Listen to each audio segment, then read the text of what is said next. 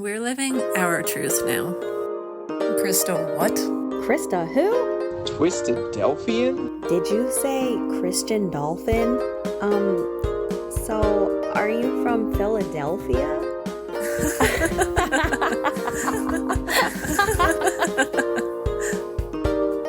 Welcome to the Life After Leaving podcast, an ex-Christadelphian podcast.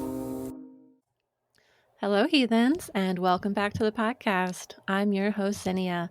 Today's guest is Brian. Thank you for joining us today, Brian.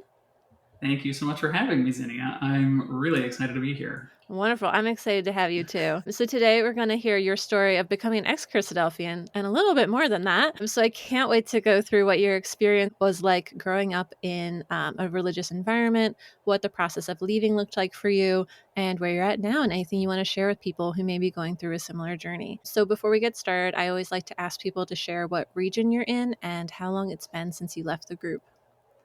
Yeah, right now I'm living in Houston, Texas. I grew up in Cleveland, Ohio. So that's in the Midwest, very salt of the earth part of the country for anyone who's on the other side of the globe. Were you in a more rural area there too?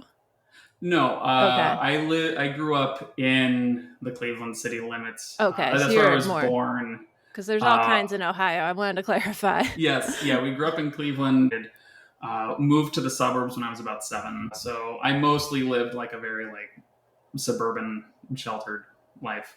Okay, and how long has it been since you left that environment that you grew up in? I want to say about 15 years. Okay, so it's been a good amount of time. Yeah. All right, are you ready to get started? Let's do it. All right, so first off, were you born into the Christadelphians? I sure was. Yes. All right, so parents Christadelphians too then, all that? Yes. Okay. My entire mom's side of the family when I was a kid. Yep. My dad grew up Methodist, I think. Ooh, did she convert him? Yes. Ah. Yes. So the flirt to Flirt convert to convert. strategy, which is a term I've learned a lot in the last few weeks catching up on this podcast. I heard that from another religious podcast. Absolutely. Although it wasn't a religious podcast, it was just a religious guy on a podcast. I shared that term with my wife the other day, and she said, "I hate that. I hate that term. Never say those words again." But it rhymes. It's so cute. Exactly. So yes, when I was born, I'm the third of 4 children, and so I always remember going to church. Yeah, the whole group of you going, I imagine. Mm-hmm. Do you want to talk at all about what you remember about your childhood, whether that's the ecclesia or home or culture? Yeah, I liked it at the time when I was a kid. Yeah, there's so much I could say. So I grew up homeschooled until... Was it about the middle of religious 4th grade. homeschool? Yes, in the sense that my mom purchased, homeschool curriculum materials. Yeah. And a lot of them were Christian. So we would have From what I understand, that was kind of all that was out there. Yeah. Okay. Yeah, and you could get history books or whatever that didn't talk about the Bible because it's U.S. history or whatever. Okay. So not every, our math books are not, Yeah, if God has 10 pigeons and he wants you to sacrifice 5 of them, how many pigeons do you have? Right. How many rungs are on Jacob's ladder after God slams Jacob into the ladder? Right. So a lot of the stuff was normal-ish in terms of the curriculum. But yeah, I knew it was kind of weird because there are examples there of going outside of Christadelphian materials. I know, that's the risk, and that's the risk they don't generally like. Right. Well, that's the thing, right? I had next-door neighbors once we moved into the suburbs. One of my best friends lived next door. Their family was Catholic. My family got along really great with them. Yeah. There were no trust issues at all or anything with them whatsoever. But the 1 or 2 times when, he invited me to go with him to church, they're like, no, you can't do that. Absolutely you can't not. Right. But then at the same time, it would be homeschool materials from, Oh, I thought you were going to say, but we would invite him to our church and expect him to go. I was expecting a really hard double standard there. No, we never would have done that because our church really? Because we did that with friends. We'd be like, hey, come on. If you're sleeping over, you have to go to Sunday school. I did know people that did that, but there were other kids at church that brought friends sometimes. But we lived 45 minutes away from church. Oh, that's a hike, yeah. When my mom was a kid, because her parents were the ones that got into the church originally. For a little while, I don't really know the order of events of like when they joined the church, if it was like before she was born or after. But at one point, they were living in Pennsylvania and driving across state lines, and it was like a 2-hour drive each way to get to church, and they did that every week. Nope. Nope. But I do not have that dedication to anything. But that's the thing, though, and that's kind of built into the culture. That's like a long distance relationship. Yes. Like maybe people would do that for a romantic partner, but that was with their church. Right. Dedication.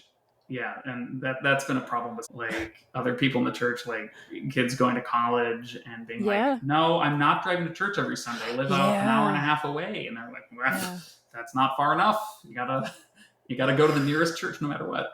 Yeah. So, yeah. Even if it was the other side too. Have you been told like, oh, well, if you're not close to an amended one, go to the unamended? Like, no. Well, that didn't really come up so much. So this is the other thing, and you're kind of segueing into the thing that I thought we might talk about a bit, which is it's coming up today. You were going to ask, yeah. Yeah. Technically, the denomination I grew up in was the Church of God of the Abrahamic Faith. Church of God of the Abrahamic Faith. Yes. Okay. Making sure everyone's got that, because they're all just like, what? I thought this podcast was for Christadelphians. So, that's the thing. But so here we go. So growing up, and it's not just me. This is just, they call themselves COGAF just for short because it's easier to say. Is there any cool like nickname? Because no, that's it. That's the best we got. There's no like Christo CD. Like we have like slang. Nope, it's COGAF. That's the best they got. Yeah. It doesn't really roll off the tongue, but okay, we'll roll with it. No, it doesn't. But it rolls off the tongue more than Church of God of the Abrahamic Faith. And technically, the Cleveland. Sometimes they use the word ecclesia. Sometimes it's not as enforced as in Christadelphian. Okay. So sometimes use the word church. I'll probably use that more often, just because using the word ecclesia feels like I'm like going along with the culture, and I just don't want to. You're welcome to do either. We have, honestly, I think almost every episode is a hybrid because people are so used to saying both. Yeah, I'll go back and forth. The Cleveland Church and like a couple others in Ohio, not only are they Church of God of the Abrahamic Faith, they are also Church of the Blessed Hope, which is no different from any of the other COGAF churches. There's zero difference as far as I know. They just really like long names. They would have thrived in the 1800s, like people naming their journals and books. Have you seen those where it's like the whole like cover of the book is just this, and this coming from you, written by boop, boop, boop, boop, boop. I mean, I feel like it's a title of like a really badly written memoir from these days as well. Right? Like an airport book. So it'd be like, the Church of God of the Abrahamic Faith presents the Church of the Blessed Hope, a Christadelphian joint. Yes, that is exactly it. Yes. So COGAF folks, we grow up thinking that we are Christadelphian. We don't think of ourselves as separate. I actually believe that we technically were a denomination of Christadelphia. I only know this stuff from Wikipedia, what I'm about to tell you. Okay. It's a place to start at least. Yeah. Also funny, as I've been listening to the podcast, it's funny because so many of your guests, like you're talking about, what did you hear about John Thomas growing up? In COGAF, like in my experience, they don't talk about church history like at all. Yeah, it's interesting. There's a broad spectrum because I've even seen in comments, some people have said, oh, we had John Thomas classes and we like studied Elpis Israel. We like sat down and read it. And then I was like, I know that every family probably owned a copy of it and like glanced at it periodically. And we had a picture of him hanging up. But that was like, it was mostly just verbal little tidbits. So it was very informal, very minimal where I was. but Wait, you definitely had a spectrum. picture? I'm sorry, you had a picture of John Thomas hanging in your house? Not in our house, although some people in the Facebook group do have them. Like their Oh, parents have wow. pictures of him in their house. Robert Roberts might be hanging on a few walls. It sounded like we had it in the ecclesia. So as soon as you went to the lower level, that was like the only wall hanging basically in the entire building. It's like this picture of this bearded man. It just says like Dr. Thomas on it. And I was like, okay, so that's that guy, John Thomas. And like, you just kind of walked by and I was like, why is it just this picture of this guy? This giant beard. When you were like a small child, did you look at that and you were like, Mommy, is that Santa? Why is Santa so scary? Why does he look like he's mad at me? Yeah, he looks like Santa from like the old folk tales. Yeah, the dark Santa. The dark. So like, he's the kind of Santa who probably believes in the Krampus. He's like, you know what children should get? They should get in the sack. Right. Yeah, it's like that Victorian parenting. Yeah. Gives me shudders. All right, let's keep rolling with this. Let's keep rolling. Yep. Yeah. Tangents upon tangents. But yeah, so from Wikipedia, Wow. my understanding, feel free to go back to Wikipedia and check this afterwards. We will have to link it and make sure that I link the correct one. Ooh, good point. There are only a couple other, there's only like one other option, which is Church of God General Conference, which used to be part of COGAF, and apparently that is the bulk. I'm going backwards in time, but the bulk. That's okay. The bulk of COGAF split off and became Church of God General Conference, and so we're like the remains who were like apparently, and this was in like smaller group, yeah, like late 1800s, like I don't know, maybe like 30 years ish. Again, I'd have to go back and look after the formation. No, there's no quiz, so you're good. Great. I'm just going to get all my facts wrong, and I don't think anyone's going to sue me for it. Yeah. Before that, the link with Christadelphia is apparently somewhere in between being with the Campbellites and starting the Christadelphian church. John Thomas was engaging in fellowship with someone named, I believe, Benjamin Wilson. Okay. And I really should have just had the Wikipedia page up before I logged in. Yeah. I'd be curious if he's in the book, Dr. Thomas, His Friends and His Faith. I might want to double check that because It talks about many of the people he fellowshipped with and like had significant roles in the movement while he was developing. Yeah. I would be curious about that. Yeah, I have the book, so I could check it later. Okay. Benjamin Wilson, and I think he had a brother who I don't know if his name is in the Wikipedia article. Sorry to the zero of you that care about me getting my facts right. Do you like drunk history? Start taking shots. I'm gonna get all of it wrong.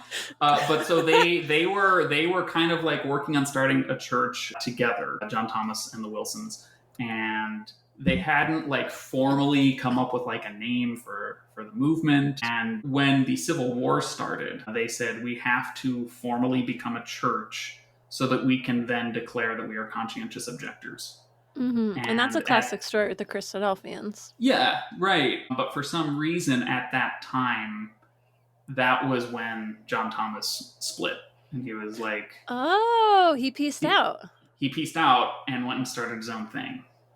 Ooh, so, he did burn a lot of bridges. If you read any of his history, it's like he had a friend, he took money from them, he stayed in their house, and then he never talked to him again. Like that's kind of the vibes of like all his friends. Like, oh, okay, you weren't good at keeping up with relationships. I'm sure that says nothing about your character. Yeah, John Thomas was a real mooch. Yeah, he was like really, yeah. But yeah, so I believe John Thomas left, and so church splitting so this was like all the way to split the almost. That's the origin story for this church. Is like splitting and people leaving is built into the DNA. So like that's like this church's like history of trauma is like thinking that you're fellowshipping with someone forever and then they leave, and it's a huge scandal. Yeah, because they can't tolerate the differences, and so they have to split because they're like, we have to believe this, and if you disagree, don't let the door hit you on the way out. But then people leave with them, and then you have all these micro ecclesias and stuff, and you know, people with new names and whatever. But they're all like from the same family tree. Yes, so this is the origin of COGAF, is they met with John Thomas, and then he left, and we kind of stayed behind in the United States. That might be when he left the U.S., I'm not sure. Well, he was there for part of the Civil War. I would have to refresh Okay. on my notes, but he did go to Europe for a preaching tour conveniently around that time as well. Right. Yeah. So yeah, that's pretty much all I know about the history is... Wait, what happened to Wilson? Like, is he important to the movement? He's just gone. He's just like, well, without John Thomas, I'm lost. You guys, let's just figure it out. Well, he went on and like led this church. And, that's what I was figuring, right? Is he an important figure? No. Not as it's far as still I John know. Thomas. No, we don't talk about John Thomas either. The first time I ever heard John Thomas's name was at a Christadelphian Bible school when I was in high school. Oh, okay. I'd never heard of this guy before. I'd never heard of him or Robert Roberts. They mentioned him in a class. And well, these history episodes are for you. Yeah. There is, or at least there was, I assume there still is, a copy of Elpis Israel in the church library. But you don't ever really hear people, at least in the Church of the Blessed Hope in Cleveland, you don't hear people talking about anyone that people didn't know while we were alive. Anyone going back like a couple more generations. No I'm not history. talking about It's only current, really, or like recent generations. That's my experience. Okay. Yeah.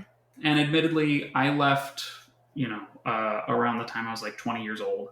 Mm-hmm. So maybe I would have heard a lot more of that if I had stuck around as an adult. But as a kid, we never learned. I mean, even as a kid, I feel like I knew those names. Like I heard them so often just sitting in the pew at whatever class or service it was. Mm-hmm.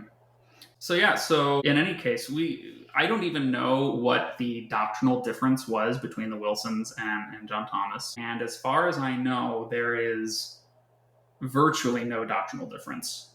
Yeah, I wonder if there's like do they have like a creed or like a statement of faith kind of thing? Somewhere. That you were able to find? Because I'd be curious almost if we put them side by side how similar they are and if we could figure out what the difference was. Yeah. And I even compared with someone that was a friend who was in a small group as well, and we were comparing. We're like, oh, there's like one or two things we differ on that we were raised with, and it was just funny to see because it's like it's surprisingly similar. So the one thing that I heard growing up, and I don't even know if this is between... I don't think there's any doctrinal difference between COGAF and unamended. I don't believe there is. It's just unamended? And unamended. Because I believe COGAF and unamended can have communion together. And they're the ones who, from my understanding, did not change their statement of faith. I think that was supposed to be like the original one, the unamended. From my understanding, they were the smaller group. And I have to double check. We're going to do an episode on it, so I'm going to brush up on all the history, and we'll talk more about splits and stuff, because again, that's a whole big thing, and little sprinkles of it have come up already throughout different episodes. Well, and it's another example of something that wasn't really taught to us as kids. Yeah, me too. Because they didn't really talk about it. So it was just, yep, you're COGAF. Yep, you're Christadelphian. We used the black Christadelphian hymn book. Okay. Right? I've heard you guys talking about that. We changed to the green one at some point. Yeah, so you really were like using the Christadelphian stuff. And was the service also structured the same way? All of that, just everything was the same. You just chose to have a different name. Yeah, I think it's just a different person founded it. And for some reason, amended Christadelphians do not break bread with COGAF. Well, I don't know what the reason is. Yeah. Not for any theological reason. I just know I grew up in the amended group and they're a little snooty about it. Yeah. So I remember hearing that, like, oh, we don't break bread with unamendeds. All right, like, I don't know why. Like, I was just hanging out with them a few minutes ago, so why are we suddenly acting like they're so different than us? Like, if we can listen to the same lectures and you want us to play outside, do activities together at these weekends, and then we go in on a Sunday and you're like, you're different than them, you're better. I'm like, oh, okay. Maybe not they're better, but that was kind of the vibe, so yeah. But yeah, so I guess other things about this. Cleveland is, I believe, or at least has been historically kind of like the biggest congregation. When you say biggest congregation, how big is it? These days, it's not very large. Is it a meeting in a home? No. They still have a hall? Okay. They have a hall. I think they might own it. I don't think they rent. It's been in that building since before I was born. When I was a kid, it was an average of maybe like 100 people every Sunday. How many kids would be like in the Sunday school? Like 5. See, that's what I mean. That's how you know it's going down. Yeah. And Sunday school for us, I don't know how segmented it was in other churches, but for us, it was, fourth and fifth grade. That's a class. High school is a class. Okay, so there might be like 30 kids total, or more. When I was little, possibly. Okay. By the time maybe like 30-ish. Yeah, not so much nowadays, I don't think. And it seems like COVID really ravaged attendance rates. I think once people had a glimpse of a really chill Sunday morning, I imagine it was hard to get back. I think a lot of people live stream, and then there are probably also people who will say they'll live stream, and then maybe they don't. Yeah, kind of like what Luke had mentioned, where he's like, yeah, that was going in the apartment, but my camera was not on.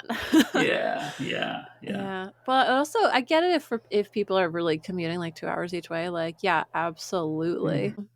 Yeah. To be fair, there's not really anyone doing that these days. When we lived 45 minutes away, we were among the furthest people. Yeah. But it was still something that you can't talk to your neighbors or your friends at school about, because they're like, why the hell are you going to a church 45 minutes away? There are like 1,800 churches in this one town. Yeah, especially being so close to a city and everything. Like, you have to pass like hundreds of churches to get there. Yeah. The other thing that I'll say about homeschool is that... we were talking about homeschool.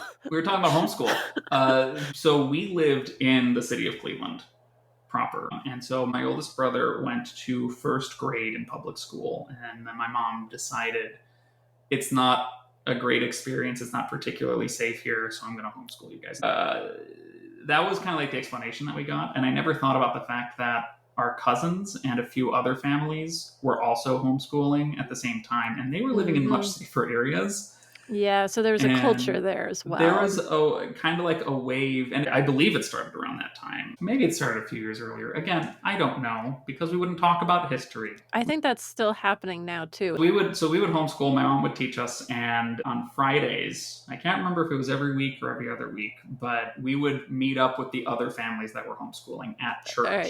So you have some socializing, ideally. Yes, and we called it, and here's the cool name you're looking for, Hope School. Ah, that's not dorky at all. It's the worst. It's like in the Harbingers episode when I was like, my mom decided to rebrand Christmas to Love Day.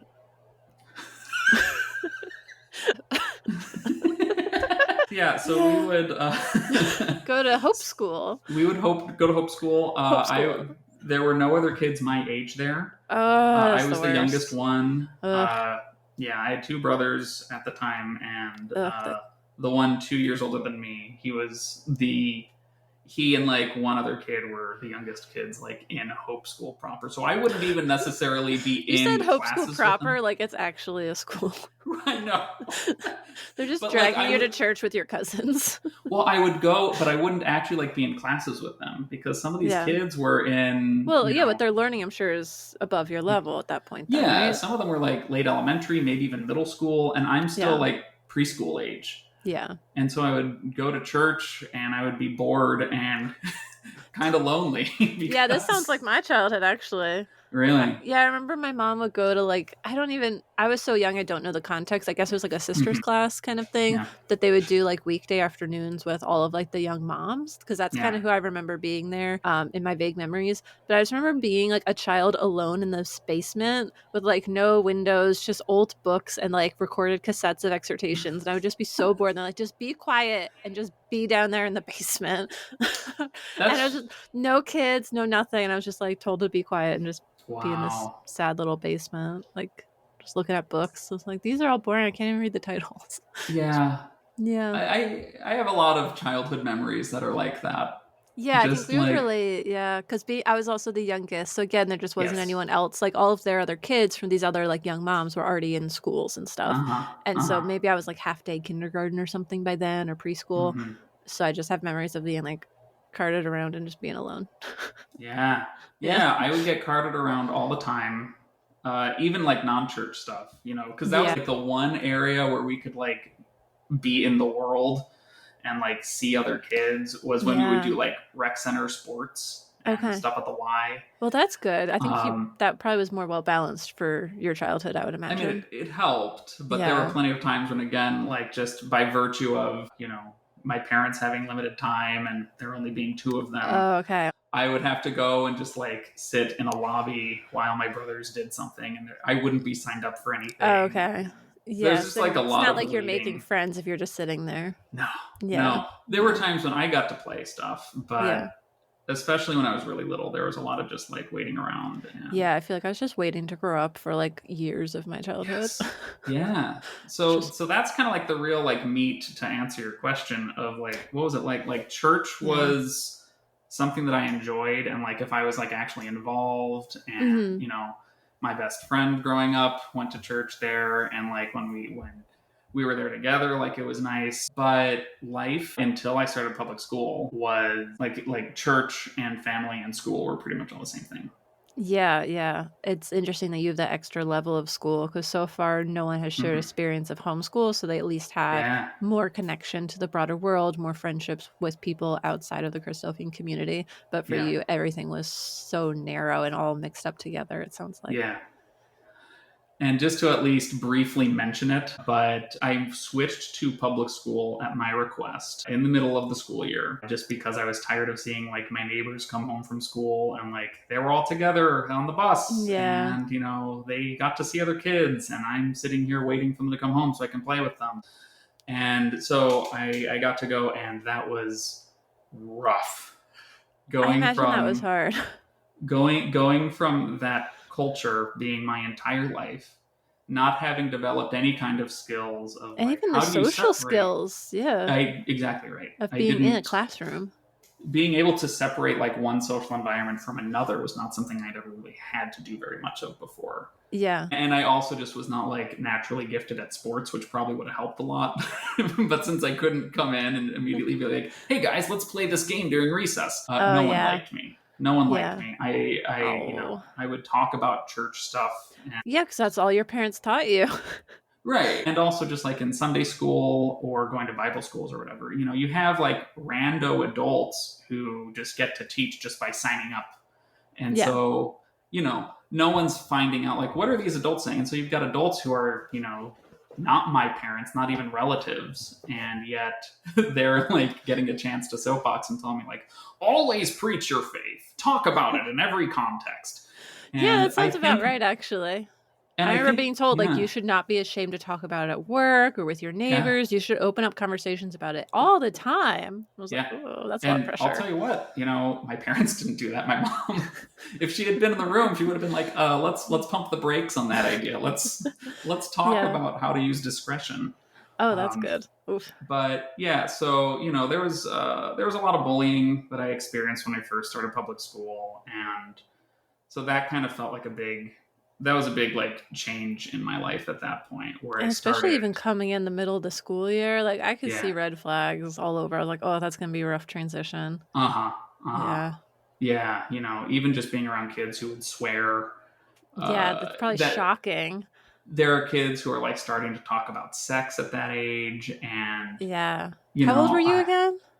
4th grade. I also skipped kindergarten because that's easy to do when you're homeschooled. My parents just decided that. So I was also a year younger Okay. than everybody else in my great. class. So I want to say I was about 8 years old. Wow. Yeah. Okay.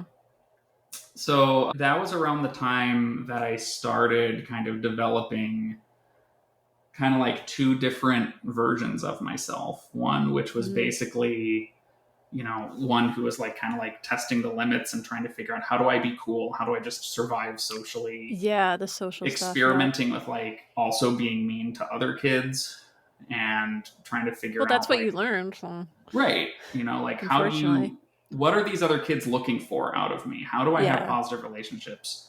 Yeah. And I focused so much on that when I was in school. Like I focused more on just figuring out how do I show up and present myself as a person rather than just being able to like feel calm and focus on the academics. Yeah. So that's kind of part of the story here is I started just developing, here's me in front of parents and church people, and then here's me in front of other kids. I feel like at least with the church people, they're pretty clear on what they expect because they're always kind of telling you that, and everyone else is following the same kind of script. So I imagine it was a lot harder at school when it was so new and everyone is on a completely different script, and so many different cultures and family dynamics and beliefs that are now influencing it, because all the kids are kind of reflections of, at that age when they're younger, of their parents' beliefs and views of the world. Yeah, exactly right. And I do think that the other thing is because the first several years of my life were just so sheltered, like I never got in trouble. If I got in trouble, it was really rare. Yeah. And so that was another big thing is I was just absolutely terrified. Yeah. Anytime I got in trouble, it was like I would feel awful. And my mom, she tried not to have like too many rules. Okay. And so that actually would make things a little confusing at home because I wouldn't necessarily know when something was a rule and the consequences weren't clear. So if I did get in trouble, the punishment was not necessarily, okay, you don't get to do this for a week, or you're grounded, or you have to go to your room or whatever. The punishment was just, mom's disappointed in me and I feel bad and I feel guilty until it seems like she's over it and treating me normally again. And so I applied that, and it wasn't just her, right? It was any adult, right? Because I just didn't really know. Yeah. You What weren't used the to rules seeing were external exactly. consequences too. Yeah. But church still felt safer. Church was easier to understand the expectations than school. So Makes sense. Yeah, absolutely. Yeah. For a way a kid is viewing the world and trying to find their place in it and just find safety and stability. Yeah. Yeah. Exactly. So did you ever decide to formally join the church? Yes. So it's interesting that you phrase it that way, even because I know you're referring to baptism. Yeah, that's typically the big step. Yes, but it's just funny because I just always felt like I was formally part of the church. Like it's not like there was any kind of, it didn't feel like there was a choice. It was just a matter of when. Well, I guess you don't have the ceremony where you wear your first head covering, not like us ladies. That's true. That's another thing about COGAF that I was going to point out. They're closer with the unamended. So were they no head coverings? Head coverings were not required. Okay, so it's optional. Yeah, there were one or two women who would wear head coverings. So there was no pressure there. Yeah, that's one of the few things I remember for being just cultural differences with the unamendeds and the amendeds in America. Yeah. We also did not have to refer to any baptized adult as aunt or uncle. What? What did you call them? Just like their name? Yeah. Hey, Fred. Hey, Scott. Hey, Susie. I think that's going to be the hardest habit in my life for me to break is seeing an adult from the ecclesia and not calling them aunt or uncle. But the problem is also a lot of them are my aunts and uncles because I was grew up in a extended family ecclesia where they'd be like, oh, that's your second cousin. Or I'd be like, that's your great aunt once removed. So it was really confusing. People would come and be like, oh, are we related? Because most of the time they'd be like, you are somehow. So just call them aunt and uncles. Yeah. But yeah, it's very deeply embedded. Yes.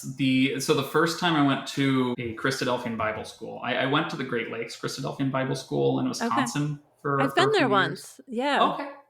Yeah. What year did you go? Oh gosh, probably after you'd been there. Actually, probably around 2009. Oh, okay. Yeah, that was way after the last time I went. Yeah, I started going in the late 90s. I think it was around the time I was in 5th grade. Okay. And I saw that all the other kids were saying aunt and uncle, and that was the first time my body told me something's wrong. Really, that conformity of everyone's doing it, why this is weird kind of thing? I couldn't explain it at all. As an adult now, I can say, okay, well, that's culty. But at the time, I was just like, that's weird. They're not my aunt and uncle. But you don't have the words for it. I don't want to give them that power. I think I knew that much. I didn't want to act like they were family when they were strangers because I didn't know. Especially in that situation where they're not from your home ecclesia, they're just random people from the region. Yeah. So true randos. So we didn't have to do that. To clarify, they still use the terms brother and sister in the ecclesia, correct? Yes. Okay. All right. Just not aunt and uncle. Right. Okay. Yeah. Kids don't have to do that. I haven't even begun to answer your question about getting baptized. Not even in the least. Not even. We didn't even get there at all. I got baptized when I was 14. Okay, so on the younger Uh, side for a brother. Yes. And again, I was like kind of like the goody two shoes out of my family. So I got, I can see that. Yeah. yeah, I Just from got how you reacted baptized. to things, you wanted so badly to be good. Yes. I got baptized before either of my older brothers, and they are 2 and 4 years older than me. But it doesn't always go that way. It's not always age. It's True. generally your own choice. So, yeah. Sure. Yeah. And my oldest brother never got baptized. All right. To which I say bravo. It's tough to make it out alive, where you get out Yeah. without joining like that. Yeah. There's a lot of pressure to get baptized. Yeah. But I think there was a part of me that was excited to be like the first one. Well, it's hard to get a claim for fame as the youngest, where it's like everyone's already done everything. Yeah, that's a good point. Yeah, I couldn't really tell you what fueled my decision. You don't remember anything? Not particularly. Like it really it literally just felt like this is going to happen. I'm excited for it to happen at some point. Like I'll get that much more like respect and treated more like an adult. But I don't remember anything in particular that made me think I should do this now. I do find it interesting that you said it was almost like I would say that kind of, to paraphrase, like a symbol of growing up, like being treated more like an adult. Yeah. That's interesting. Yeah. It was like a really easy process. They didn't even make me, because I'd been going to Sunday school every week since the day I was born, pretty much. Wait, did you get out of the exam? I had to do an interview with the elders. Yeah, like a verbal interview with a bunch of brothers. Yeah. Okay, that's another thing, another side difference for us to talk about. You don't call it an arranging board? No, and we don't have recording brothers. Ooh, okay. So tell me if you remember what those would be, like those terms or positions. Right. Or... So at the time that I was born, I believe he was still around. We had one pastor. A pastor? We just called him a pastor, I believe. Wow. So like Pastor Wilson. Uh-huh. Okay. Well, I have a history tidbit if you want it. I looked in my family's like genealogical records. My uncle did share them. Thanks, Uncle. Give him a little shout out because I appreciate it. But he helped me get information that traced our family back all the way back to the Revolution. And that was the branch of the family that went Christadelphian. So I loved it because I was able to see what religions we were before we were Christadelphian, which no one ever talks about. And then also going back to see where it started. And the first one that was recorded in the history that I was able to find was listed as having been a pastor using that exact term of the Christadelphians. And that was like in his obituary. So that was way early on. It was like 5 generations ago or whatever, when it was like right after, if not during John Thomas. Again, I don't know exactly when they switched, but during that generation. And it was a pastor of the Christadelphians. So that was, an early church elder term, I guess, before Recording Brother came into that Christadelphian, phrasing. And they started using that term. So that's may just be the original term, honestly, where you guys didn't take in all the new cultural things and traditions that the Christadelphians added. Wow. Look at us unraveling mysteries that no one asked to be solved. Yeah, this is a great conversation. People want to know. They never knew they had the question, but now they're getting the answers. That's a good point. So we had one pastor. He was very old at the time that I was born, but he passed away like before I was probably like 5 years old. And then after that, they switched to having elders. So we had 4 elders. At some point, there were 5, but so it actually made things more democratic. Which I see, from 1 leader to potentially 5. I feel like I would keep 5 just to always have a tiebreaker, though. If you have to like make a decision. Well, I think they started with 4. But, okay. So if they want to know my opinion, you should have 5. Well, I don't know how many they have now. Yeah. So they switched to having elders, and one of them was my uncle. Naturally. Yeah, of course. My whole like mom's side of the family was part of the church. Exactly. And they probably took up, maybe like a quarter of the, like it's pretty much what I remember. My family was more than a quarter of our meeting. Yeah. But that's pretty typical. That's like huge chunks because as long as your kids get married and have kids and don't move away, you can rapidly create that within a few generations where So most of the church, from what I recall, I could be getting my percentages wrong, was basically 3, you were a child. Like 3 like large extended families. Yeah. And then 25% miscellaneous. And I do feel bad, but I think there's so many people that will strongly relate to that, and they'll be like, Yeah. sorry, I grew up in the miscellaneous, Yeah. because they know, like, people treat you a little differently. They'll recognize your name. You get, like, included more. Like Mike had said, when not growing up in a main family, Yeah. he said, like, oh, they didn't put me in the book, but they remembered all the other guys my age. And so, like, kind of perhaps unintentional exclusion and things like that. But it's kind of that there's this unspoken sense of being a little bit other, even within this, small group that's kind of other from the wider world. Mm-hmm. So 100%. I've been thinking about this the last few weeks as I've been getting ready to talk to you about all of it. Like, a big part of my story growing up is like just having privilege in this community. yeah. Just being a cishet white boy, having like relatives Oh. in all these different positions, Yeah, like, Yeah, I on the remember it was board.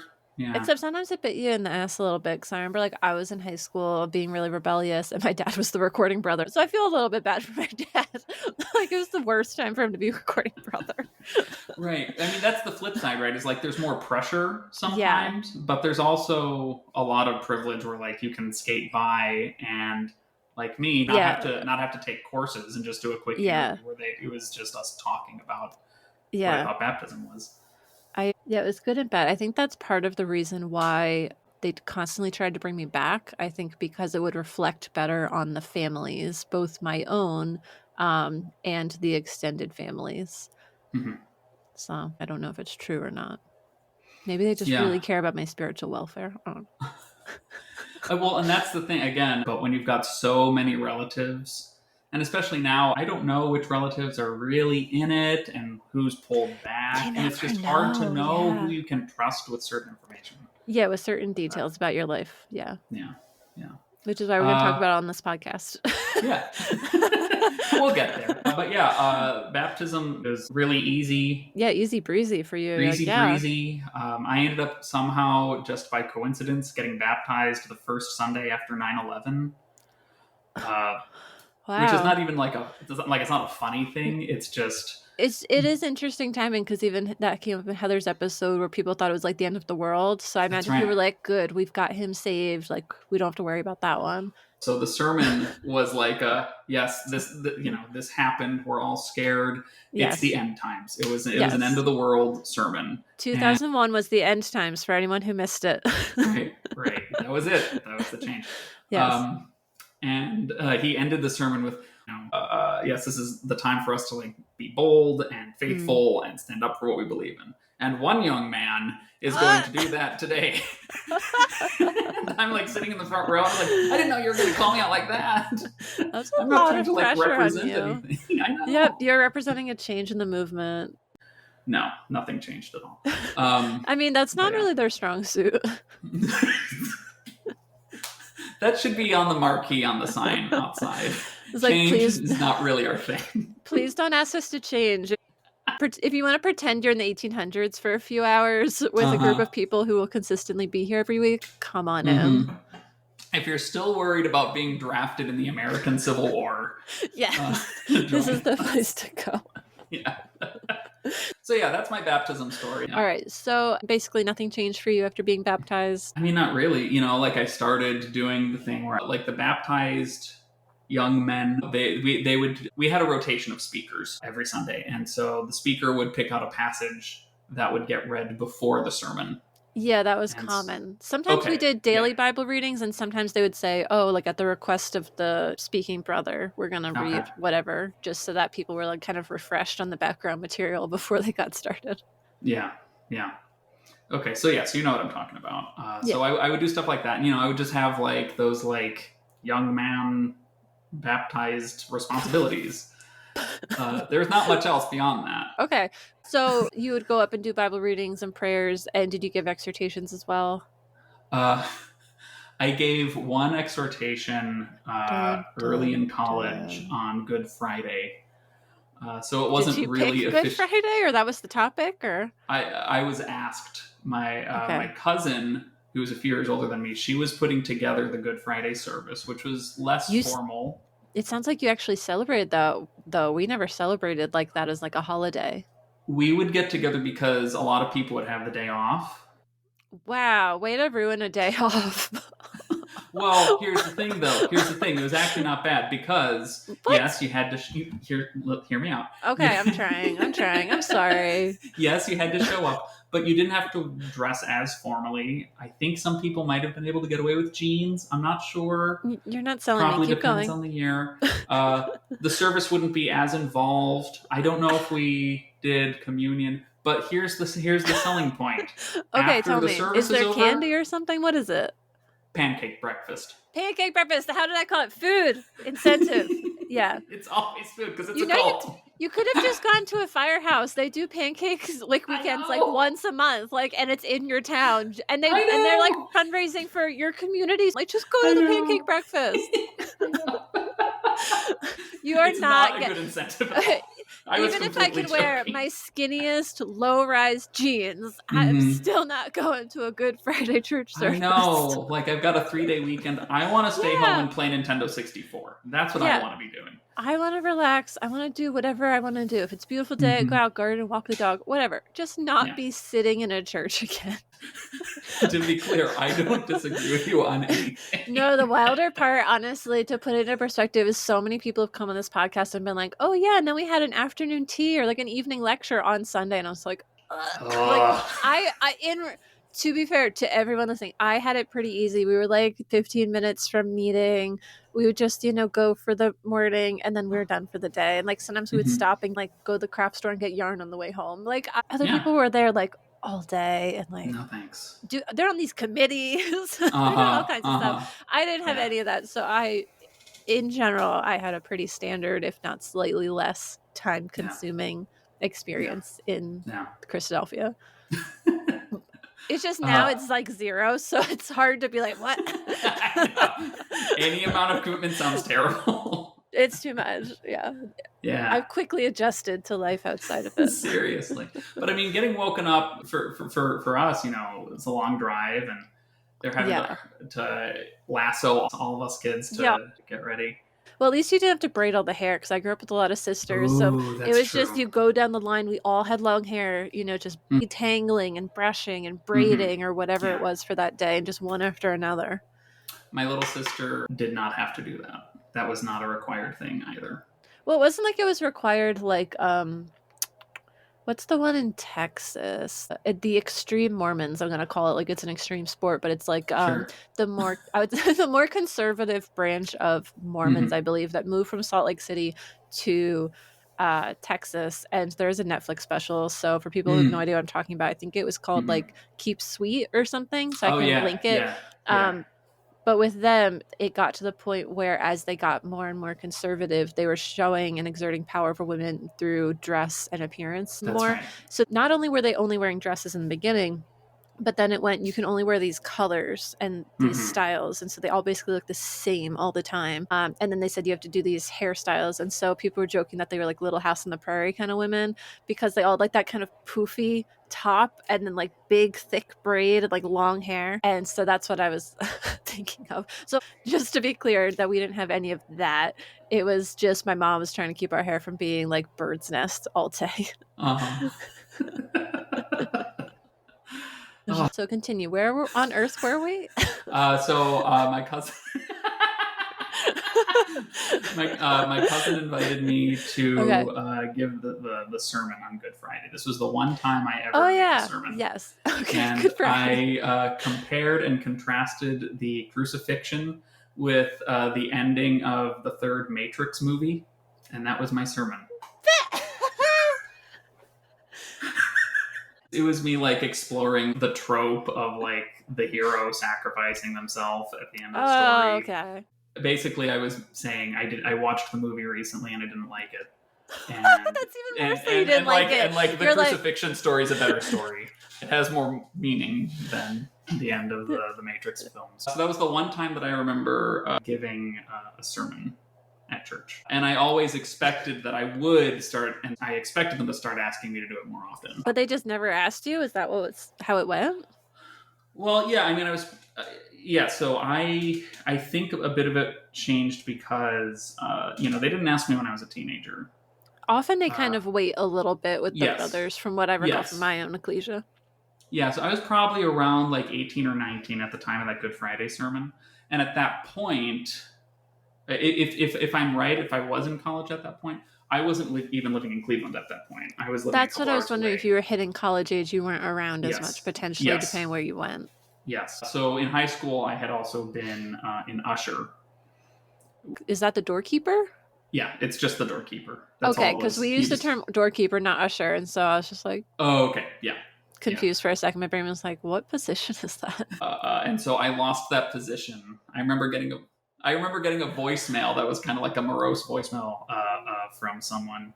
I thought you were going to get a letter, honestly, with like biblical verses of like the standard of behavior expected for a brother to open the door. No, I did fine at that job. It was just, it was an elected position. Oh, yeah. They would vote for ushers and deacons. They also vote for elders. What's a deacon? Is he the number one? The deacons are the people who walk around with the trays for communion. So they're passing out the bread and the wine. Oh, I thought deacon sounded like a really like high status kind of term, but that's kind of like... I think it often is, but this was kind of... That's kind of grunt work. Well, it is a speaking role because 2 of the deacons give prayers during the communion service. Oh, so those are together. Yeah, wasn't there a separate prayer for each of them? Like a prayer for the bread and then a prayer for the wine? There's a lot of prayers. Yeah. Man. Yeah. And then the elder who was presiding over communion at our church would also give like one final prayer. Oh, yeah, the big prayer. It was either like one final prayer at the end or one prayer at the beginning of the service. I don't remember. So yeah. Oh, right. The voicemail. When I was in college, I got a voicemail that said the elections came and went, and just by virtue of the fact that I wasn't in Cleveland anymore. That checks out. Yeah. I had already been gone for several months at this point. I was like, yeah. No, I'm not an usher. It's less obligation for you. Yeah. Yeah. Honestly. He left me this morose voicemail, and I remember him finishing it with, "And God bless you, young man." And I was like, oh, that's nice, but I knew I'm not doing this anymore. But so, yeah, I think just by virtue of not being in Cleveland, I wasn't Can speaking. I do like a gauge of where you were at then, faith-wise, going off to college? Where would you say you were? Were you toe out the door at all yet, or you were just away? Like, what was that experience like for you? Did that play into your leaving? It did. So I would say a couple times before I went to college, I kind of cycled. I had these moments, and they got longer as each one happened. I had a couple moments where I was like, I don't know if I really believe this. And then... I relate to that too. Yeah. And either guilt or fear or just coming back and being like, oh, I like being here. It feels good. What am I talking about? Something would kick in. I remember Bible schools would often push me to be like, okay, we'll keep going. Yes. And they kind of normalized that. But like I heard about this where like your faith kind of like goes in waves. There are going to be times when you're feeling more faithful, and there are times when you're going to be feeling less faithful.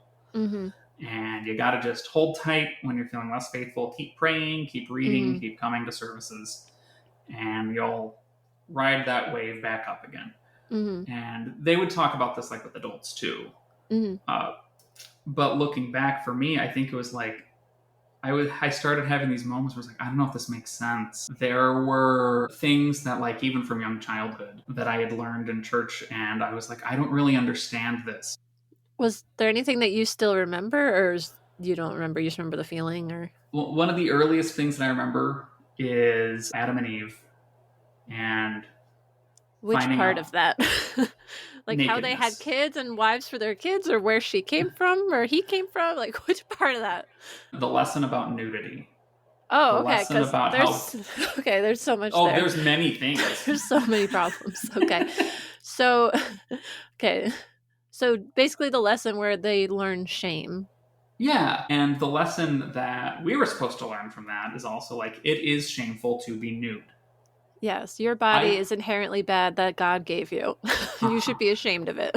I look back on that now as an adult. I actually just kind of recently reclaimed the Adam and Eve story for myself, even though I'm not religious. And I was like, oh, wait, I think we misread this. I think the story is actually saying the exact opposite. Really? I think that the story, because God says, who told you that there's something wrong with being naked? He's like, who has told thee? They're like, the serpent. Right. We ate the fruit. Right. The problem, I think where the story started, at least as far as that goes, it's still a Yeah. nonsense story. It's a creation myth Oh, from it's thousands of wild. years ago. Yeah. There's no reason to really care about what it means. But I think what gets in the way is shame. Mm-hmm. Humans develop shame, like you said, and Mhm. shame just simply tells us that To there's hide. something wrong with who we are in our naked form, Mm-hmm. both literally But it and wasn't metaphorically. wrong in God's eyes when he created them, because they were wandering Right. around in the nude. Right, and God gives them clothes because they ask him to. They're like, we can't be seen. He's like, fine, I'll give you clothes. Here you go. Whatever. Yeah. You gotta be shamed? Fine. Go live with shame. Whatever. Mm-hmm. Um, Yeah, that seems but- about right from what I remember from not having read that in a while. I think that's what the story's supposed to mean. That sounds about right. But again, being taught by sometimes rando adults. Yeah. And what I was taught was like, no, the story's saying that being naked is bad. Well, they had And to, I never understood start why. that like chastity narrative, cover up the women narrative, Right, like all of right. that, which is how, Right. Right. But it was one of those things, and it's just a laundry list of these things started piling up over the years, where it'd be like, I ask a question, I get a confusing answer, quite possibly from someone who has never thought about that specific question, and they just come up with an answer right then and there, trying to explain it. I think that's very common. Yeah, and I'm just supposed to hold on to it and keep studying, and at some point, if I keep reading, and that's the real reason to keep reading the Bible, is to really get the answers to these questions that have been confusing you since you were very small. So that's what I think was going on with me when I would have these periods as a teenager where I would start to wonder, Like I don't know logic if this was makes catching up sense. with you. Yeah. But yeah, going to Bible school, going to church camp, doing stuff like that, that would kick me back into, more devoted, more into it. Yeah. Yes. Another thing that we could spend an entire episode talking about is for my senior project, senior year of high school. Oh, no. We were allowed to basically spend the last 3 weeks of the year going out and essentially shadow someone on a job. Okay. And we could go anywhere. We didn't even have to stay in town. So I went with a family friend who is my parents' age to Jamaica to do missionary work. I'm gonna let that sink in. The first word that came to mind was dork. That's a good first word. It's a good start. That's a good start. Was he already there?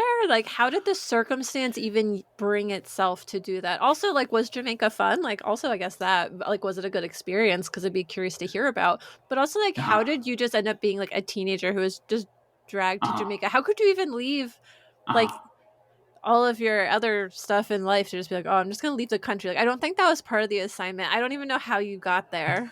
Okay. So the two short answers are no, it was a really bad experience. Oh, okay. And that was as I was graduating high school, just to go back to a question of where was I as I headed into college. Yeah, as a young, privileged white man going to Jamaica. Okay. Mm-hmm. There's a lot of really concerning stuff about the whole premise of that. Okay. Well, there's already a little bit of colonialism kind of stuff and race dynamics and things. Correct. Yeah. None of which was on my mind, of course. You're too young to really, I think, have a grasp of those broader and historical social things. Yeah, and also I just wanted to travel. Don't blame you. Christadelphians, if you make the right choices, you can travel a lot. Yeah. So this guy, he had been to Jamaica a few times before, and he would go for a week at a time or something. Okay. And I don't know if he ever went for an event, a weekend retreat that he was helping to lead or anything like that. I didn't really know exactly what I was going to be doing there, but I was thinking... That's not a great start. No. And that was actually something that had to get sorted out with my English teacher was sponsoring my school project. I asked her to kind of be my sponsor or mentor or whatever the word is. Okay. And one of the things I had to do before I went was I had to submit kind of a proposal and say, here are the things we're going to be doing. And I asked this guy, I asked the guy from church, and he said, well, we'll be uplifting the brethren, and gave me a real generic answer. I wrote this down, and my teacher came back and said, you can't submit this. You have to give me specifics. Are you going to be building houses? Are you going door to door? What are you doing? Yeah. But in any case, I basically, when I first found out, I could go anywhere, I had been thinking already, maybe missionary work is what I want to do. Mm-hmm. And, the COGAF church certainly is not resourced enough to have any kind of, there's no COGAF college. There's nothing there. It's just there are a couple people out there that are just doing missionary work full time. And I think I really just wanted to run away from home. Okay, so they weren't really tied into a larger organization? I think there were some things, like, isn't there the World Christadelphian Fund? Is that a thing? I don't know all of the current names for all the different groups, but would basically join the Christadelphians then for their, because I do know that they have efforts in Jamaica. I do know someone that went to Jamaica. Okay. I think 2 people now I'm aware of who have gone to Jamaica as like a Christadelphian. Yeah. Yeah. And so these were Christadelphian churches in Jamaica. These were not COGAF churches. Okay. Which again, is just like a very blurred line. Uh-huh. Yeah, that was actually the first time that like someone asked me, so wait, what church are you from? And I was like, COGAF, I'm from your church. And they said, that's not part of Christadelphia. I was like, what? I don't know. I didn't know that. There's amended, unamended, and COGAF. And COGAF. Because it's just another split, but no one had heard of. Right. But anyways, so it was kind of, I was there for 3 weeks, and I found out, I had asked him, it happened pretty quickly, because I just kind of like, just to kind of like tease out the possibility, I had asked this guy, like, would it be possible for me to do this? He's like, yeah, let's look into it. And the next time we talked about it, he was like, we've already bought the plane tickets for you. And maybe he had been talking to my parents, but I didn't realize I had fully committed to this thing already. I also didn't know, possibly until maybe we were at the airport, maybe after, I don't know. But I found out he was only going to be there for the first week. Because he had to come back home for Weren't work. you under 18 though? Yes, I was 17 at the time. Is that legal to just like fly a kid to another country and then just leave them there? Well, it's not like it was kidnapping. It sounds close. Like your parents consented to it, but at the same time, I would have said something as a parent and been like, no, he's coming back after the first week and then he can shadow our neighbor when he goes to work as an engineer. Like, yeah, I don't know. My parents were fine with it. I don't know. I'm not happy about this, but it's in the past. Well, I'm not happy about it either. Like I said, tell me this more. was a bad experience. I also can see the signs. What I definitely found out, because I was imagining us basically doing like a Jehovah's Witness thing. I was imagining us like leading church services and going door to door. Yeah, and with like little pamphlets or something. Outreach. Something. Yeah. And we didn't really do that. We spent most of our time just like visiting people that weren't able to like make it to church, visiting a lot of like old folks, driving out to like remote places of the island and stuff, and just doing communion. But I didn't find out until after I got there. I know this for sure. This was when we were there, that this guy did not think that I knew my Bible well enough to be in charge of anything like that. Like, he didn't want me to be like, well, I mean, the whole thing was that you were supposed to be shadowing, right? Because you were a kid. That's a good point. I mean, that was the assignment, wasn't it? I suppose that's true. But then again, who am I shadowing after he leaves? And that's a good question too. I did end up shadowing a couple other people there. There was a guy. You said you're like driving to remote areas. Could you even drive? I wasn't the one driving. I was riding along. Okay. But there was a guy who was like a full-time missionary there who would, every week, he would just make a circuit around the whole island. So after our family friend left, I ended up just riding along with this guy for about a week. And all we accomplished was just having communion with people. You just ate so much unleavened bread. Yeah, that was it. And it was incredibly unfulfilling. And there are like other details I could get into, but the point is, it was overall just like a really like bad experience. And so I came back from that feeling like I might be done with all this. I think I'm good not being a missionary. Yeah. I went to church camp a month or two later. Had another one of those like boosts of, I feel awful. I can't believe that like I was letting all that get in the way. I need to be churchy again. So going into college, I was like kind of like on a high of like church stuff that lasted maybe a year or two. I had like another dip near the end of sophomore year. I was like really depressed. I'm leaving out so much of my story here. But yeah, I was in a pretty bad place, and my faith left me again for a little while. And once again, like guilt especially kind of kicked in. But I could say more stuff. I think we covered a lot about your background and childhood. So I think if we want to move into the leaving, I think this is good.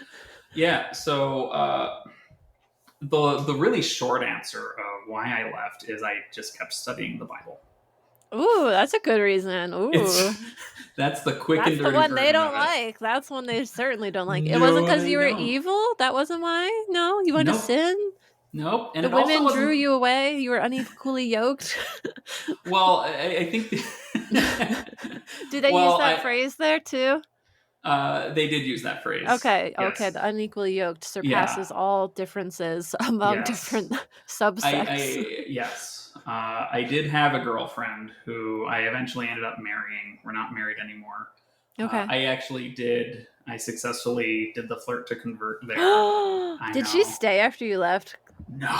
Okay. Just checking. She I was left like, can you imagine if you like brought her in and then she's like, "This is great. I'm gonna do this forever." She left before I did, and So there was one family where the parents were maybe like 15 years older than me, so it was a young family, and the mom was from Cleveland originally. Well, they were both from Cleveland, but she was like from the Cleveland church. She was also unequally yoked. Mm-hmm. Still is. They've made it work somehow. Yeah, a few people have. We'll have one on the podcast. One person's already told me. Yeah.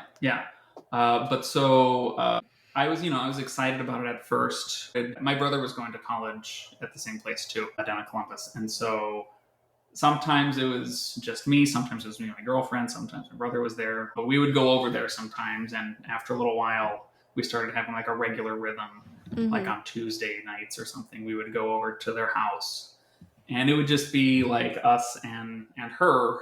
We'd have like dinner with the whole family and see the kids and play with them. And they'd go to bed, and then we would like do Bible study. Sometimes her husband was involved. Wow, you made it sound like it was the woman more so kind of leading all of that for sure for your study. Okay, yeah, that's very uncommon, but it's very small and informal at the same time. So. And that's kind of the awkward thing, right? Well, because her husband's Catholic. Okay. And so he's not really like... Yeah, he's not there to take that role. He's not leading a Christadelphian Bible study. But you were baptized. Was that brother baptized, or was he the one that wasn't? My brother would have been, right? This was my other brother who was baptized. Okay, yeah. And so there were some awkward moments. This was one of the things that started to like... Because technically, most of the time they'd be like, well, you're the brother, so you should be in charge, even if you were younger than her. Being in charge, like no one was really like leading the Bible study exactly. Well, it's like I said, it's very informal, I would imagine. Yeah, it was very informal. Just hanging out. I don't remember I don't even remember if we really had a format. I don't know like how we figured out what we were going to talk about. It might have just been like, you didn't just read Elpis Israel. Well, we weren't, thankfully. We were just reading the Bible. Going to the classic stuff. But we would just like talk about what we had been reading, I guess. And then, probably like Bible readings. Did you use the Bible Companion? Yes, at that time. Yes, another classic. Yeah. Which also, I have a whole rant about how stupid it is to read things out of order like that, because it's really confusing and obfuscating of what the text is actually telling you. We're not going to get into all that today. Maybe next time. We can keep that strong opinion. I'm sure you'll find your moment. Yeah. But yeah, we would go in and maybe we would have a reading. But yes, either me or my brother would have to give a prayer if there was a prayer. Okay, so there was some of that patriarchal dynamic coming out. And sometimes we would like go into the other room, and sometimes it would literally just be like me and this mom, and we would like go in the room and like do communion, just the two of us. That feels way too intimate. Sorry, yeah. I feel uncomfortable with it. I feel uncomfortable with you and this woman being in that room and leaving your significant other in the other room. With her husband, and they're just like sitting on the couch being bored. Yeah, I know that this is like a religious thing, but like the fact that they weren't there watching makes it feel really creepy to me. Well, yeah, like it was like, very I feel strange. Creeped out. Like it feels like you're secretly having an affair, but you're just like eating bread and wine together, like in a bedroom. I can't remember if we ever did that just with the two of us, but there were definitely times when it was, if my brother was there, it was the three of us. But I want to say there were times when it was just the two of us. It feels almost rude to like leave the room and be like, you guys can't witness this. Thank you. It makes me uncomfortable hearing this. And because I brought it up. Even in the meeting, like kids are sitting there during the memorial service watching their parents take it, the unbaptized of all ages. You can have like a guy who's like 30 who never got baptized sitting next to a 12-year-old who did get baptized taking the bread and wine. Everyone was there. Ooh, well, okay. I don't know. Maybe I feel like I remember being off to the side. Be weird to leave the room, but not unheard of necessarily if there was some reason. Because I know sometimes people were weird about who they had communion with, just like I said with the amended, unamended. They got weird about that. Maybe we did stay in the living room. I don't know. And we might have switched it up from time to time. I don't know. I just felt weird anyway, just all of us being adults and like having communion in front of them. Mm-hmm. And like neither of them get to pray, neither of them get to like be a part of it. Well, maybe check with your brother and see. Yeah. Be like, do you remember that? He's probably not going to remember. He doesn't care. He doesn't really care that much. I did ask at least once, like, can they just join us on this? And she was like, no, they can't join us.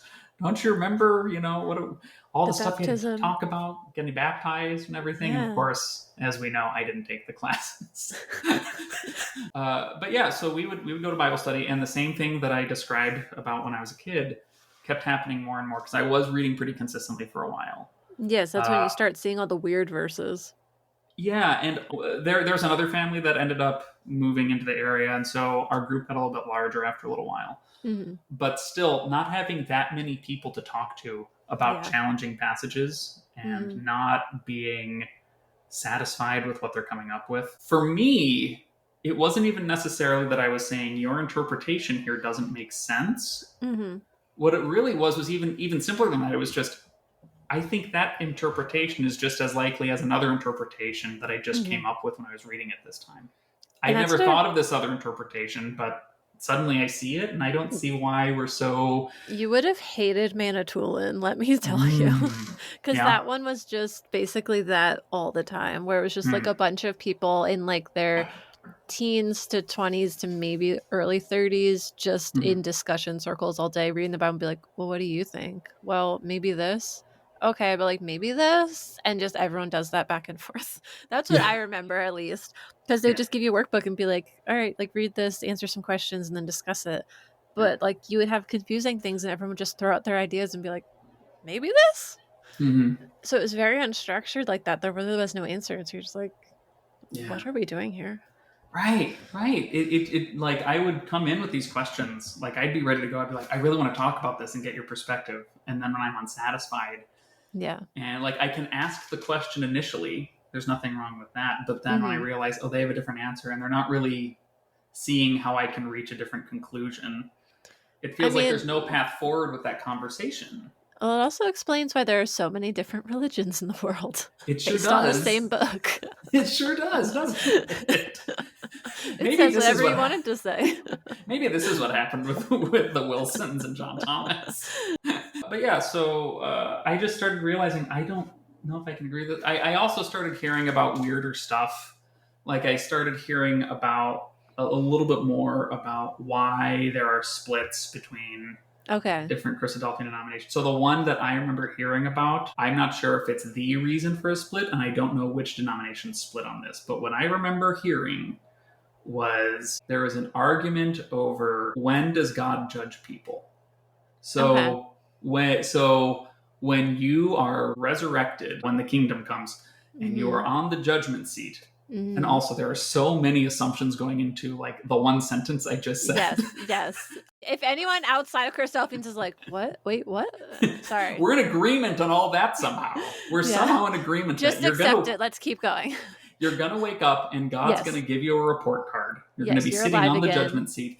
And the question is, was he filling out your report card as you were doing stuff while you were alive? Or is he going back right now and basically doing all the judging at this moment? That seems like a very, very specific question on a subject that is very, very vague in the Bible. Because it'll just say like, oh, there's a judgment, but it's never specific. Like, here's how you should prepare. Exactly. You would think that would be probably the most important part of like the Bible is like, hey, just so you know, God gets angry sometimes. If you want to not piss him off, here's some specifics you should know. Right. Yeah. And I think growing up, I had also just wanted to find ways to have more unity with other Christians because I had grown up around really nice people who were Catholic or Methodist or whatever, right? Yeah, and they all believe the Bible. Yeah. And as I'm hearing more about just Christadelphia and COGAF, it's all the same thing, Yeah. I'm hearing more and more like insane reasons for people to divide from each other. Mm-hmm. And it just was like, why? Yeah. It You felt became like a Unitarian somehow. I sort of did. I honestly just like, sort why of can't did. we all get along and just fellowship together? I had a friend in college around that time who said that exact thing to me. I was like, I'm starting to develop this theory that every religion outside of, I'm not going to name it because they'll sue us if I name them. Yeah, but please don't. I won't. But there are pretty certain much, ones that have a lot of lawyers and assets. Right. Don't talk about that one. But I was like, I'm starting to come up with this idea. What if every religion has some amount of truth? Yeah. And we're all getting some things right, we're all getting some things wrong. And he was like, sounds like you're a Unitarian. I said, what's that? But yeah, because you wouldn't have even heard of it as a Christadelphian because you weren't really supposed to know about the other ones because they didn't have the truth. So it's not worth your time. And I think even knowing about like, why did these denominations split off from each other? Mm-hmm. Yeah. Like, I think there's a reason they didn't want us to know this history. At least someone probably held this reason because it's like, this doesn't look good. Well, that's part of the lesson you learn in the history episodes is like, it's not necessarily good or bad, but I was like, I could see why they wouldn't want people to know it and having people that are ignorant to it because it's, again, just a lack of education. But it keeps people in the dark and it, I would assume, would benefit them, whether that's an intentional kind of malicious thought or not, or if it's just we're going to prioritize our cohesion, but you're less likely to leave if you don't know all these weird reasons that would not surprise me for people to be like, oh, I don't believe that. That's nonsense. And then be like, why am I a part of this group if this doesn't make sense to me? And so you want to hide those things. And again, whether it's intentional or not, just so that people are more likely to stay. They put money in your coffers. They show up to meeting. And so you can pay your electric bill on your hall, like just practical stuff, as well as, we've got enough brothers to exhort. And, it's not always on Uncle so-and-so. Yeah. It felt like there was this whole like dark corner of this denomination that I had just never been exposed to. It seems like in so many of these interviews, so many people have had their eyes opened after being baptized where they find something or many things that they either don't agree with or didn't know and turned them off. Where it's almost just the more you know about it, the less likely you kind of want to be associated with it. Yeah, exactly. Yeah. Yeah. So I stopped going to Bible study, and that was the last time. I remember around junior or senior year of college. I'm like 20-ish years old. I remember kind of like having kind of like a boost going back into religion, and then maybe like a year later being like, nope, what am I doing? I don't believe this. Especially at that point. Yeah. You're exposed to so much in the world. Like, I feel like that's really a time that you're going to be thinking and figuring things out. So it makes sense almost that it would be by then. Yeah. So I stopped going to Bible study. And this is where the process of leaving kind of becomes a story. So it was like a process from there. It wasn't just I stopped going and then it was done. Well, I stopped going, but like I wasn't upfront about it. It was kind of slip out the back kind of thing. I slipped out the back because I had seen so many other people, especially around my age, but not even people around my age, even respected adults over the last several years who had left, and it was this enormous scandal. Really? You had a lot of people leave. It was very uncommon for me. Just here and there. Yeah. Here and there. It's, some of the things I'm talking about was, I will say, like, most of the kids around my age, like my generation, most of them don't go to church anymore. That's the impression. Most of us are gone. But so I was like, I don't want to have a conversation with anyone about this. I don't want to deal with the consequences of people knowing. At that point, I was also engaged. Okay, to the outs. Was she in it? Or was She this was the one who? baptized at that point. So she was the baptized at one that who point. joined. Okay. Yeah, Yes. that makes sense. Yes. So we were engaged. She found a job down in Texas. That's how we ended up down here. Oh, okay. Yeah.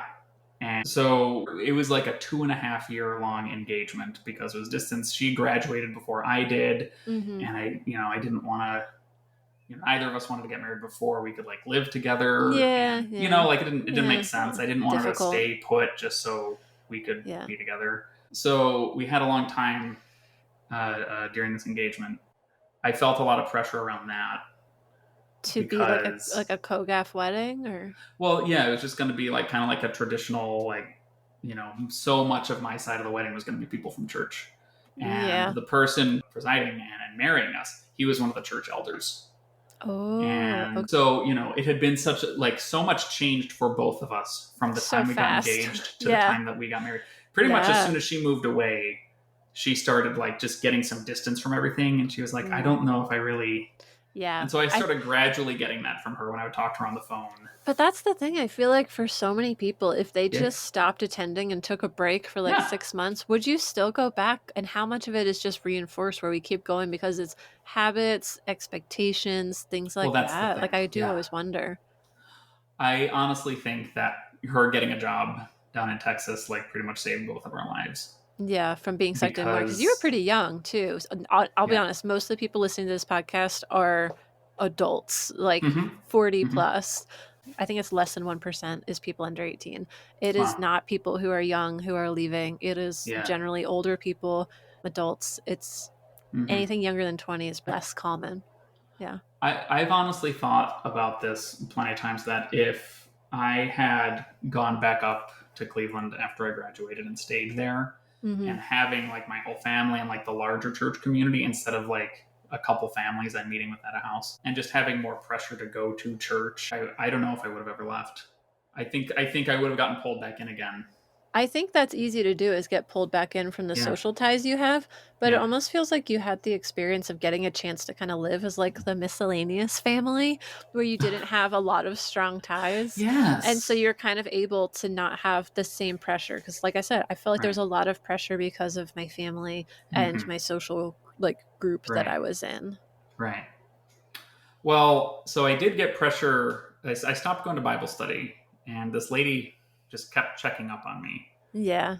And I just made up excuses. I said, like, my schedule changed, or like, I have this extracurricular or whatever. I don't even remember. Yeah. I Which lied. it is a busy time in your life, but. Yeah. Yeah. Yeah. So I just found reasons to not go.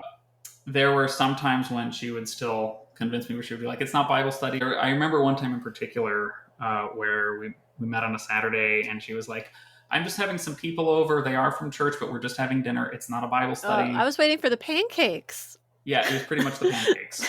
And I knew he was going to be there. I knew that he was like going to be in town. This was going to be Who's he? My ex-girlfriend's dad. Oh. I had a long distance church girlfriend in high school, and he's a really nice guy. I've got nothing against him. I'm sure he's wonderful. Whoever that man is.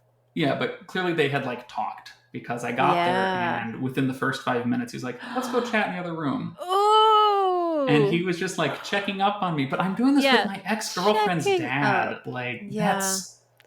Yeah. And maybe he wasn't even thinking of me at that point, because it had been a few years. But like, I look back on that and I think it's really inappropriate.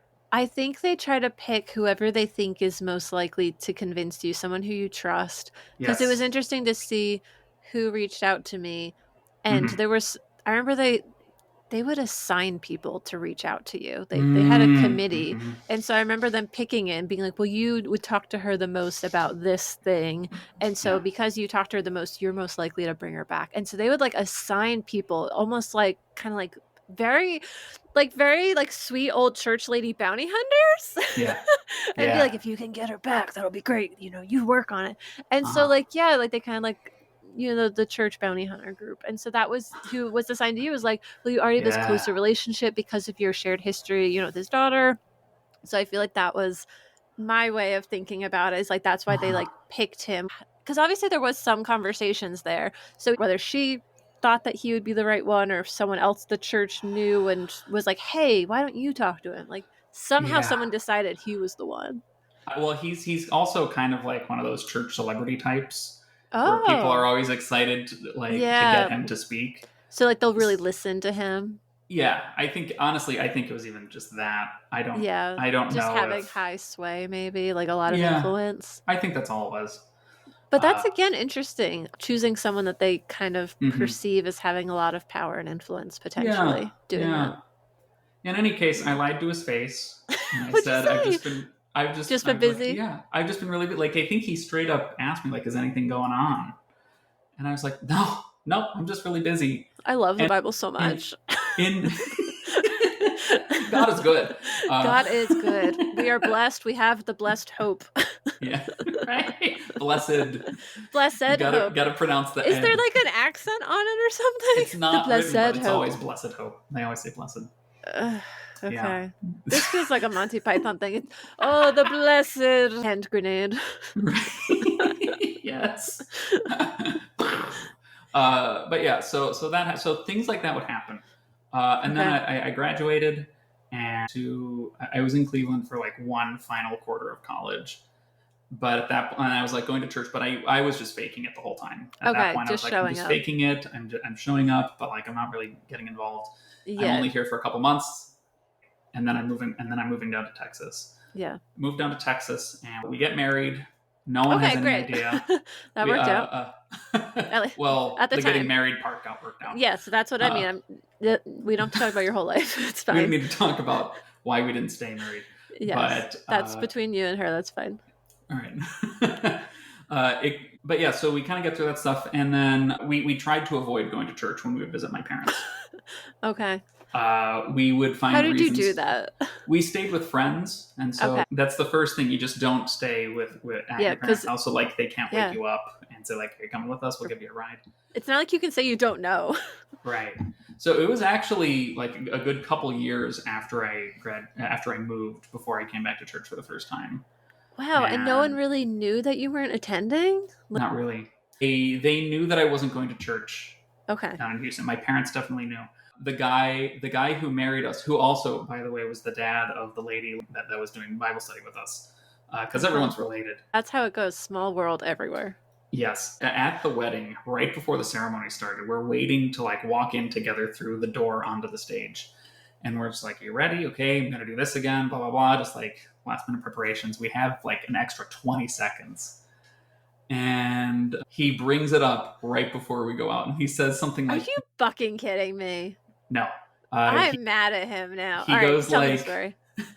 It's real quick at this point. He just goes, I don't remember if he said anything else, maybe one thing. And he was like, "You found a church down there yet?" And I was like, "No." Because I'd been living down in Texas for about 6 months. That is not the time. That is not the time, dude.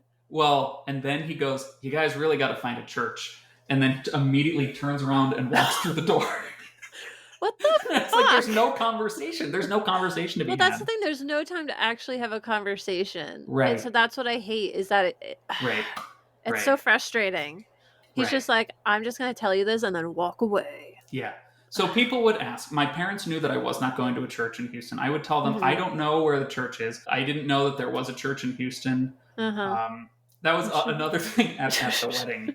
As soon as the reception began, we have our entrance, the DJ saying stuff, blah, blah, blah, blah. As soon as people sit down to eat, my friend's dad comes over to me and it's like, "Hey, congratulations. Where are you guys going to church?" And I'm like, and I just told them, I don't think there is a church in Houston. Turns out there was. I just never naturally, you should have probably have looked that up first and been like, "Oh, it's so inconvenient, it's so far away on the other side of Houston." Yeah. Well, it was only like 25 minutes away. People would have called me on that. They would have known, yeah. But he was like, "Oh yeah, well," and he names the one person that I knew he would name. So there was one guy in Texas that people in Cleveland knew. It's like, "What about him?" I'm like, "Well, he lives in Austin." "Oh, can you drive there?" "Well, that's 3.5 hours away." I'm like, "That's not a driving distance." "Okay, is there one in Dallas?" And I said, "Dallas is 4 hours away." He's like, "Oh, rats." And so it was just like you just keep getting this, Trying so hard. getting these messages that people are going to ambush you with these conversations at the Yes. worst times. Yes, at your And- fucking wedding. At my fucking wedding. Yeah. Thank you. I'm mad for you. As Okay. soon as it starts. Yeah. My version was at a funeral, at a family funeral. I got Ooh. ambushed.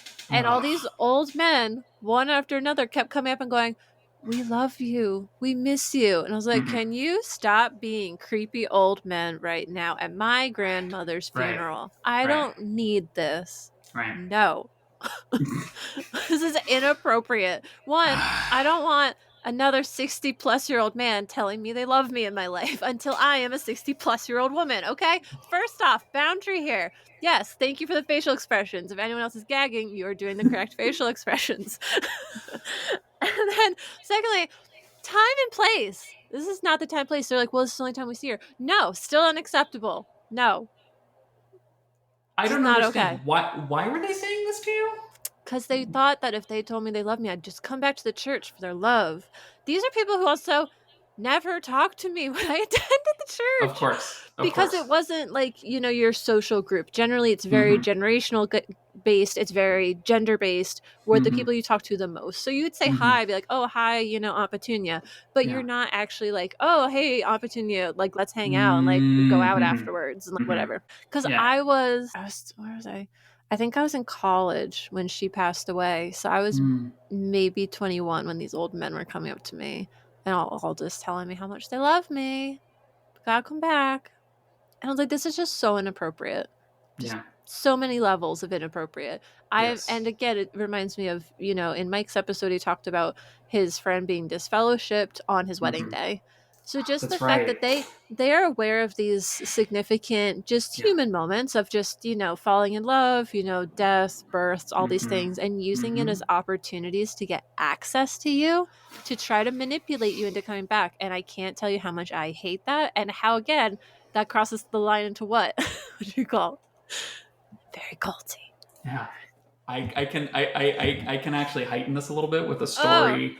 Okay. A story that someone taught us at a Bible school. Taught you? It was a story that like this older cool like guy in his like 20s teaching the teens and telling us he used flirt to convert following a funeral. Yes. So his girlfriend. Did he pick her up at the funeral? No. I believe. Okay, I heard this story so many years ago, but I'm curious. So lay it on me. What I remember the story being was he was talking to this girl, and I don't know if they were dating yet, and I believe her mom or her grandma had just died. And they're on the phone and they're talking, and she says, well, at least she's in heaven now. And he goes, actually, I don't think that's true. She didn't dump his ass right then? Are you kidding me? No, I believe they got married. I believe she converted and they got married. The phone. Yeah. Yeah. And we were told this, like, look for these opportunities. Look for the right times. I think that was why he told us this story. I think that was the moral of the story. Because that was a model behavior. That was like the example to learn from. I'm slamming my head into the wall right now. If your friend is in mourning, that is the perfect time to preach to them. Preach flirt. It's hard to even be flirt to convert. It's like condolences to marriages. Yeah. We're gonna have to workshop the rhyme for It this. needs to be a little bit catchier, but that's the first thing I've got. But it's like a weird like pickup artist strategy where it's like, dark. Yeah, that's not it's a like good the one. darkest version of negging I've ever heard. Yes, and it doesn't feel like good morals. It feels very much opportunistic, exploiting someone who's vulnerable. Yes. Again, some superiority of elitism of like, well, I believe something else, so you need to believe what I believe because I'm right. Like that attitude, I don't love with that. If you date me, I'll teach you more secrets about Christ. I'll help you get baptized. Ick. You can live forever with me. So yeah, so Oof. I was experiencing these kind of like ambush moments, and I lied Yeah. pretty much every time. If I wasn't lying, I was at least coming up with an excuse. Like, And I feel like that comes back to how you were taught to be good and just deal with the guilt. kind Because of. they did not teach you assertiveness. It sounds like. No. Oh God, no, they did not. But again, like I didn't want to be one of these people that like they started referring to as a lost sheep. Around that time, they signed me up and shared my email with whoever was sending out like the weekly updates. And so they started sharing like what's the weekly prayer list? Who asked to pray for whom, so that other people can read this and also pray for that person. And every now and then you'd see something like, this person's grandson is straying off the path. Please pray. Yep. I'm like, I don't want people to think of me like that. I They don't did want that people at to the think of me at podium all. too. Yes. Yeah, because I remember them doing that Yeah. for my sister after she had left, Oh, and they're like, jeez. "Oh, pray for so and so," Yeah. and they had like a rotating list that they would pray for. And I Yeah. remember them sharing all of my personal contact details without my permission. So that was another one. Yeah. Yeah. I think for me, I was just imagining like the ambush phone calls, Mm-hmm. ambush emails, being told I was being invited to one thing and finding out it's something else. Yeah. Yeah. I'm sure there will be stories of that at some point. Yep. I was worried about like being like scrutinized and treated differently anytime I came home, even if I wasn't going to go to church, just going to any family activities. Well, because family's inherently tied to church. Right. Everyone was going to church as far as I knew. Yeah, and then you're again having those awkward ambush moments, because even if you're like, oh yeah, I'll come to their bridal shower, baby shower, and then all of a sudden they're like, when was the last time you went to church? It could be absolutely anything, anytime. Yep. They could do it whenever. So after I had been away, after I had been in Texas for 2 or 3 years, at some point on a family vacation, I finally told my mom that I didn't believe what the church believed anymore. And I said, I don't really know what I believe. And it was a conversation I'd been dreading, for years at that point. Yeah, well, you really built it up. It was like 4 years or so by that point that you had really kind of tried to leave. Like that. Yeah. And so I finally at least told her, which is different than telling other people, because to my knowledge, I don't know if she ever really told anyone. Okay. I had a separate conversation with my dad over the phone a few months later. Okay. And they were both they both were more understanding of it than I expected. Oh. And I also think that they were both expecting it to be a phase, if I'm being completely honest. Well, they learned the wave theory, as you mentioned earlier, of like, oh, this is just a wave he's in where he's just not interested. He'll come back. It was something that was within the realm of possibility that you would come back. It took a really long time to really feel like they really accepted it. Well, it's almost like they didn't believe it, perhaps, or had hope that you would come back. Had that blessed hope that you would come back. Right. So several years ago, after talking it over with my therapist, I finally told my mom over the phone, hey, at this point I was with my current wife, and we weren't married yet, so we'd been together for a couple of years. But she was definitely like, I'm not ever going to go to this church that traumatized you. Yeah. I'm not doing this. And I'm like, thank you. That's probably more of a stable anchor for you to know that there's never pressure from her. You have support there that you aren't going back. She's never doing that. And so I had a conversation with my mom over the phone at one point where I said, please stop asking us every time we visit if we're going to go to church, because the answer is going to be no. That's a good thing to say, though. You were very clear, but it sounds like it wasn't mean. It was just clear, asking for some respect of it makes us uncomfortable. Please don't. Yeah. This was probably 5-6 years ago, something like that. Mm-hmm. So we're fast forwarding in time quite a bit. The other thing I'll say about the ambushes is that same lady in Columbus, her family moved down to Houston a couple years after we did. I'm not joking. Just to get you back. That's why. No, clearly, that's she not was stalking why. you. She was the bounty hunter now. She's like, the brother didn't get him. Now it's my turn. No, her husband got a job down here. I know, but I had to tease.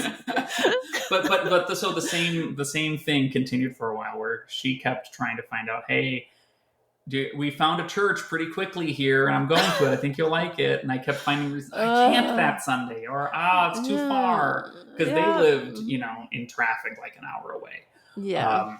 But we tried to be really selective with like things we agreed to join them on. Whereas like if it sounds like it's just dinner, then It's still risky.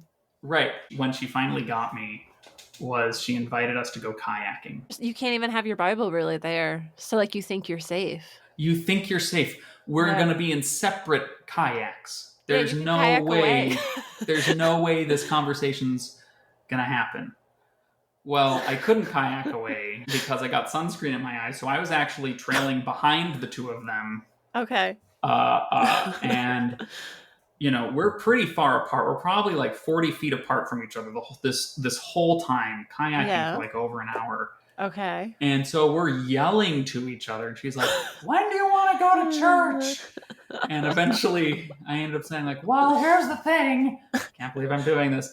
I don't believe in God anymore. And like this happened while we were kayaking, and I couldn't go anywhere. I couldn't end the conversation.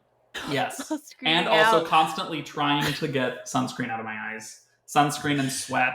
Yeah. This sounds just like a joke. This sounds like a skit. It doesn't even sound like reality. It's so ridiculous. It was absolutely absurd. This is why I needed to share this. And so she finally gets why I keep dodging her.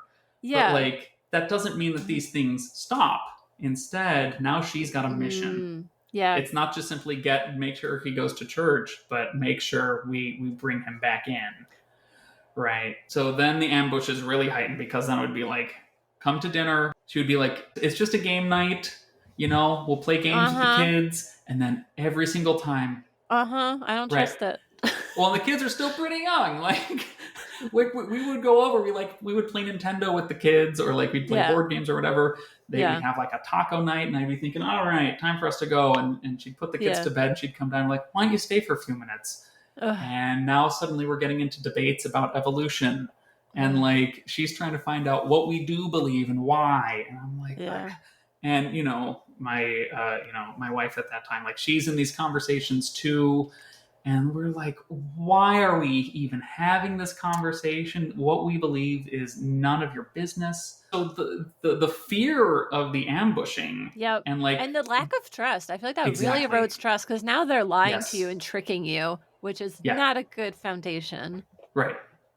Yeah. The trust really wore down, and so with honestly most of the people at that church, that's how I feel about them now. Where like, I think they're generally good intentioned people. I don't have any like severe capital T trauma from this, but I mean, I moved halfway across the country and stayed here. I moved even farther away for a few years, but that's kind of been the fear that I've really had to like work on since that time. That was probably one of the more traumatizing parts of it for you, was the leaving. It was really the process of trying to leave, and people saying like, no, you can't really. We're going to constantly ask you, and if you ever see us in any context, you can be in a Target grabbing groceries. They'll somehow make it about church. So it has made it very difficult for a long time to like go back home under any circumstance, worrying, is my mom going to invite anybody over? Not knowing even if like my mom is going to ask questions. And like not knowing if she's going to ask questions at a time when we can really have a conversation, or if it's like right at a big moment in the family. Right. Like not knowing exactly what the timing is going to be, and not necessarily being afraid of having more conversations to explain, here's where I'm at, here's what my problems are. It's not open of like, hey, can we talk about this? Can we sit down and have a cup of coffee, where it's clear and open communication? Right. So this past summer was actually a big deal. We spent a few weeks in Cleveland. Okay. My wife and I drove up with our dogs. Oh, that's a big drive. Yeah. Well, we were out of Texas for about 5 weeks to avoid the hurricanes. Oh, okay. Yeah. So we were just like, let's get out of here. And so we stayed in Cleveland. We stayed in an Airbnb. We did not stay with my mom. And it was actually really nice. Like, it kind of like helped me like reestablish my relationship with Cleveland in general. I think that's good. And you're Um, taking a very empowered stance where you have your own autonomy still and you're yeah, not being home and all of yeah, that. And now you have the supportive relationship. You're both on the same page. Like that all sounds really yeah, good. yeah. And so I met up with my mom for breakfast one morning, and I hadn't told her that I'm working with religious trauma as my specialty. And I'd been doing this for a couple years now. Okay. And I was like, I just haven't mentioned it, not because I was afraid to tell you, but I just wanted to make sure that like it just felt weird ham fisting that into a phone conversation and not having the time Mm-hmm. to answer any questions you might have. Mm-hmm. Again, building up conversations in my head. I'm Mm-hmm. expecting the response to that to be, oh, so you think you have religious trauma? Tell me all about that. Yeah. And now Yeah. I've Where got to it go becomes a through. pointed conversation. Yeah.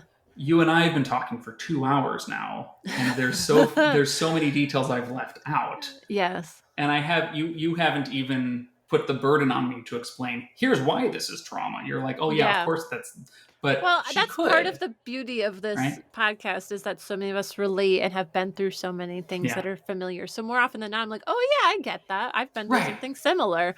And it's just, I relate to you. And this is, Hmm. part of the beauty of the podcast is that people are able to connect and Yeah, that it's very acceptable and easy to talk about these things and yeah. help get things in the open, which I think is generally very empowering and healing to claim Hmm. your story. Yeah. So this is what I was worried about, was that I wouldn't get that. But I was feeling confident, I was feeling ready. I had been doing a lot of like intense healing just in my own therapy, and I was like, I feel like I can do this and have this conversation. And Mm-hmm. if she needs to ask questions, if she doesn't like it, I can be okay with it. Mm-hmm. And so I take a couple minutes to explain, here's what I'm working on. I especially like working with ex-Christians because leaving religion can be really hard, and it can Mm-hmm. strain family relationships, Huh. and it can make things difficult. And so I explained all that, and I Yeah. got it all out. Mm-hmm. And her first question was actually, with your clients, do you usually find that they left church because they really don't believe anymore, or because of bad behavior that they witnessed from other people? Yeah, like the trauma first or Yeah, religion was what they yeah, had to deconstruct first. yeah. Okay. And so we talked That's an about interesting that. question, though. And it shows, obviously she's had plenty of time to think about, like, why am I not in church Mm-hmm. anymore? Yeah. Why are my brothers aren't in church anymore either? Mm-hmm. Like, she's had plenty of time to think about this. Mm-hmm. And she also essentially implied, I know that people don't do things right all the time. Yeah, I know And that there so, are some bad actors in any yeah, group. I mean, the right, Catholics are the most well known, with their right, long history of abuse towards young people. yeah, But it's all churches. There's a lot of ways in which it can make the situations where they can easily exploit other people. yes, But there's also people who just lose their faith. So it's an interesting question for sure. And mm-hmm, we've even seen a mixed bag here where there's yeah, some people who it's like logically or just emotionally, they're not connecting and they're mm-hmm, breaking away. And then there's some people where it was a lot more trauma and that probably played a larger factor. And unfortunately, it's not like you get to choose. yeah, So sure, that may be a bigger reason, but maybe they would have left anyways too. It's hard to even say. yeah. So I thought it was an interesting thing to bring up. And so I talked Mm-hmm. about like what I've kind of observed in general in my work so far. But like she really understood why this is the work I'm doing, and how these are things that like I've worked through. I've worked through with her kind of gradually along the way, and how I want to help other people with it. Mm-hmm. And it also led into, us essentially finally like really explicitly saying, I said to her, I can appreciate all the ways that you've tried to respect my journey here. I know that Mm-hmm. hasn't been easy. And we talked about how like it makes her really sad. Yeah, understandable. Yeah, right. And I said, like, to me, I think, if we can at least like recognize where each other is, like, I Mm-hmm. don't want to like rub it in your face that I believe something different, Mm-hmm. or that I'm not part of this. And I recognize that tension is there in the relationship. And I also don't think that has to mean that our relationship doesn't work. Well, it's a choice. I mean, like all relationships, it takes Right. two. And it sounds like you're totally willing to have a relationship with her, Yeah. but she's continued to put that between you. And so, if that wasn't there impeding the path to like a closer relationship, then you probably would have had more conversations earlier. But I think with the ambushing, so not even just her, but just the community culture as well, eroding some of that trust and closeness where you kind of need space that you feel like you can protect yourself, because otherwise you're going to get ambushed. So, you understand that. And also there's the pressure where I feel like if you're constantly asking someone to change, then that kind of inherently says that you're not accepting them as who they are. Right. And so if you're constantly saying like, I really want you to go to church, and it's like, okay, well, am I any less than for not going to church? So there's some other kind of probably unconscious dynamics there too, that again, push the person away who left, that I don't think they really are consciously trying to do. I think they're trying to be good people, and that's what the church tells them makes them a good person, is that they do the preaching, like you said, even at a funeral, Well, and I what I will say though is that with my mom, she agreed with this idea, and she explicitly said, I know that I can't change what you believe. Okay. And so I'm not going to try to do that. And so I think that... So she accepted it. Yes. And I think that she's been on a journey of that for these last several years of trying to... I imagine especially with your brothers too. Yeah. I mean, I'm not the only one that she's had these types of conversations with. Yeah. But this really felt to me like a real turning point in a good way. Like it felt like this is the conversation I've been needing to have for 15 years. And I needed to be at a point in like my level of like healing and confidence to be able to finally just like say these things assertively to her and share them and be okay with whatever the result is. And for her part, I think coming to this place of acceptance of like, oh, this really is where you're at and I can't change that. I think that probably took her some time too.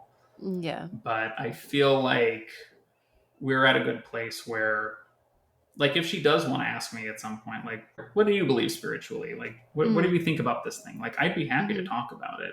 Yeah. And I know that we'll disagree. But, yeah. But if there's nothing at stake, if you still love each other anyways, then you can have that conversation. Exactly. And it's fine because you're not planning to change each other. It only becomes a problem when you're trying to debate each other and you want a winner. Yeah.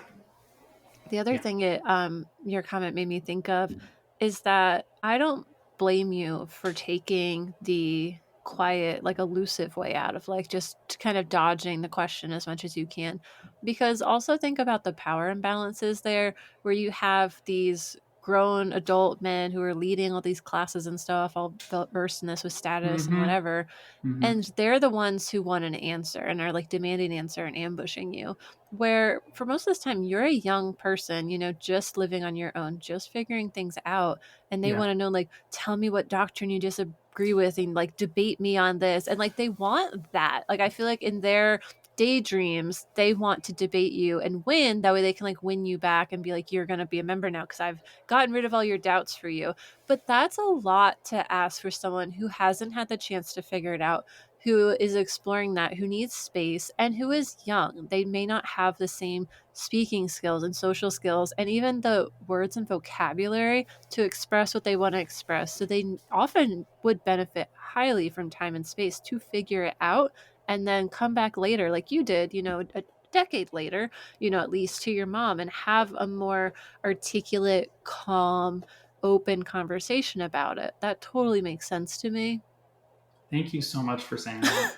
that means a lot, and you are right on the money, because that was the thing. Like because that was the thing is like I grew up around this. I knew the tools. I knew that like these conversations, like I said, like we would get into these debates that I didn't want to have. And out of nowhere too, no preparation. They just show up after a game night and. Right. So like, or someone asking me like in passing, hey, you going to church real quick? It's like, I'm at the table at my wedding right now. Yeah. If I tell you, hey, I don't believe in this stuff, there is no space for us to get into a debate. Yeah, there's photographers right here. and the burden of proof is left to the person who now disagrees with the church. The burden of proof would be all on me to say, well, here's why. Here's my entire thing. I can't, like, it would not be accepted. Yeah, and there's people who can gang up on you there, and that's the standard. You're deviating from the standard that everyone else has kind of signed on to. Right. The debate wouldn't be over if I just simply said, well, I just don't believe it. Yeah. They'd be like, that's not accepted. The question that always comes up is like, well, what do you believe instead? And they're looking for something to sink their claws into to say, well, that thing that you believe in is wrong. Yes. And it's like, I don't need to have an alternative belief to not believe this. Yes. I just don't believe it. Yes. And I think that's funny because often the lack of belief comes before some of the reasons. Like, I think the longer I leave, the more reasons I find. But I wouldn't have been able to articulate that on day one. You know, I really couldn't. If someone had asked me, like, well, what don't you believe? I'd be like, I don't know. I just know I don't want to be here. Like, honestly, for me, it felt more like an emotional thing that pushed me out. So I didn't even have as much of the logical stuff as you had, where I feel like you could have put together a list if you wanted to of like, here's 10 things that I feel like you're off about.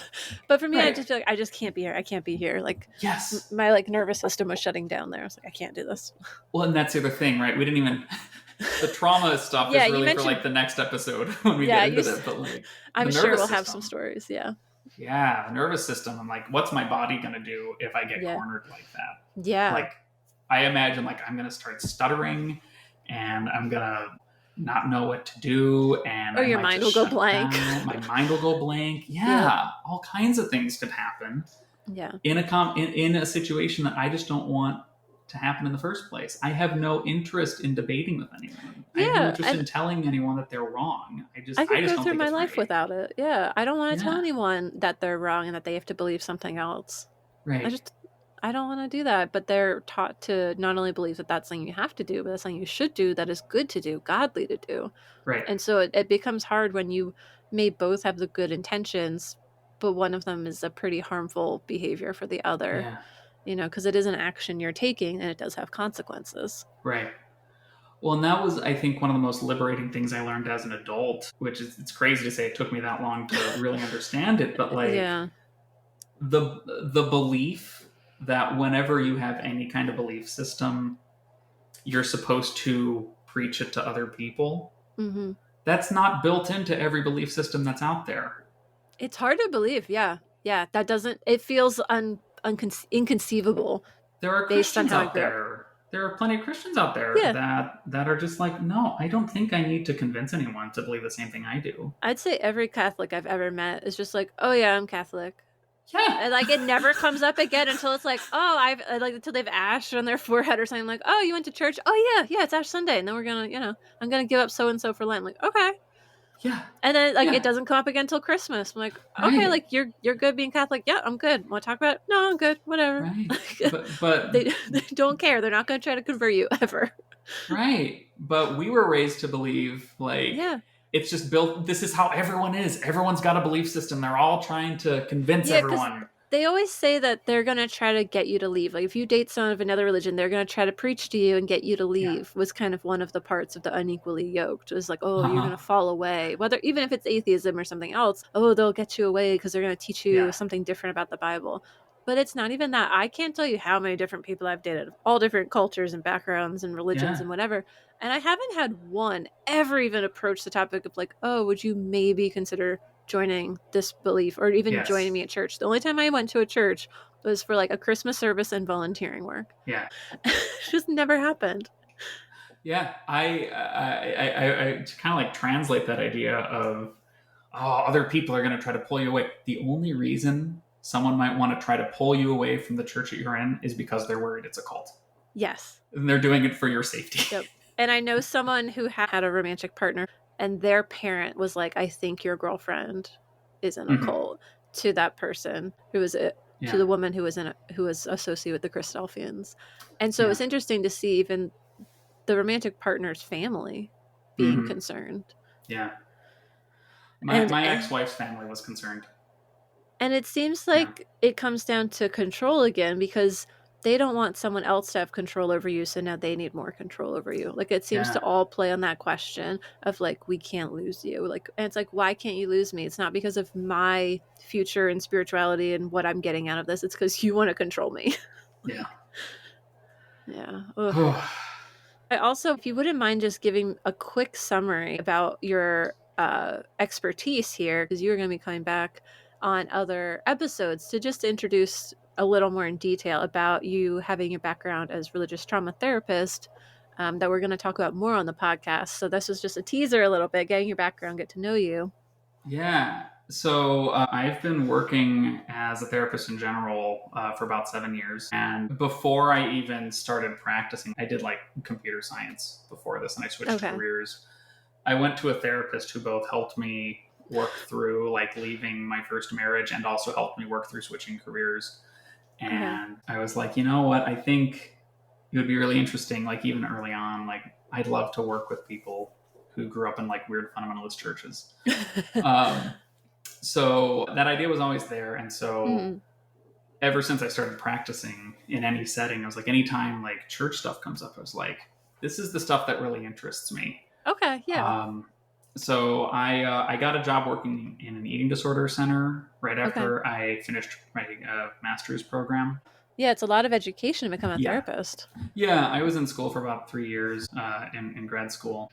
I got a job. I was working in eating disorders. I started my private practice, which is what I'm doing full time now. And so at first, I was like specializing in eating disorder stuff. But about 2 or 3 years ago, I received training in a therapeutic approach called internal family systems, or IFS. Sometimes people refer to it informally as parts work. Okay, I have heard that term. Yep. Okay, yeah. So it's a modality that people use for trauma. And I think it works really well for religious trauma in particular, just because of the way that it allows people to have different parts of themselves that might believe different things at the same time.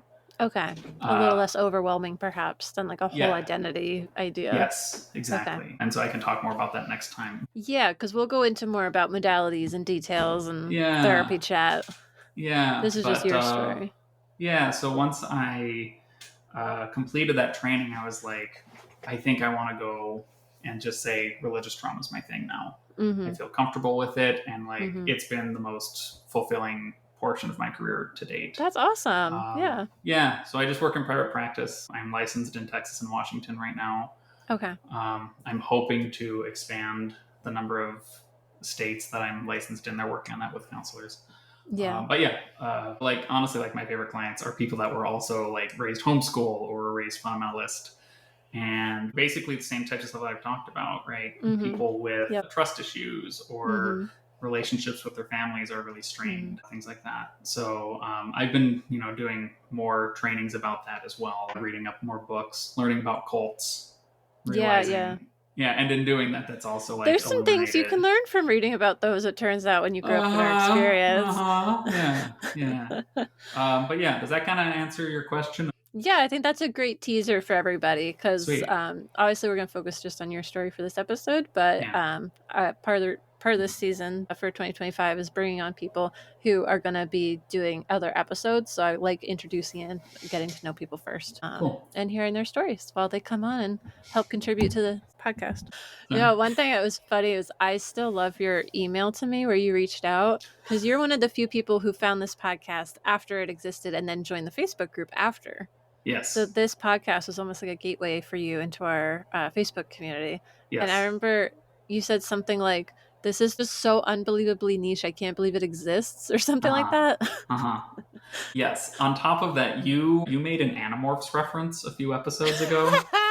I make a lot of weird references. Well, my ex-wife loves Animorphs. That is so specific. That is even more specific than this podcast. So I texted her about that and I said, you are literally the only person on the planet I can mention this to. Yes, that will understand both things. There's no one else that's going to appreciate an Animorphs reference on an ex-Christadelphian podcast. I'm so glad to hear it's been enjoyed. Oh, that's amazing. That's so funny. Because I don't hear a lot from people. So I genuinely like hearing what people think when they find something funny or interesting or learn something new. Because I'm just out here speaking, hoping this is received well and helpful for people.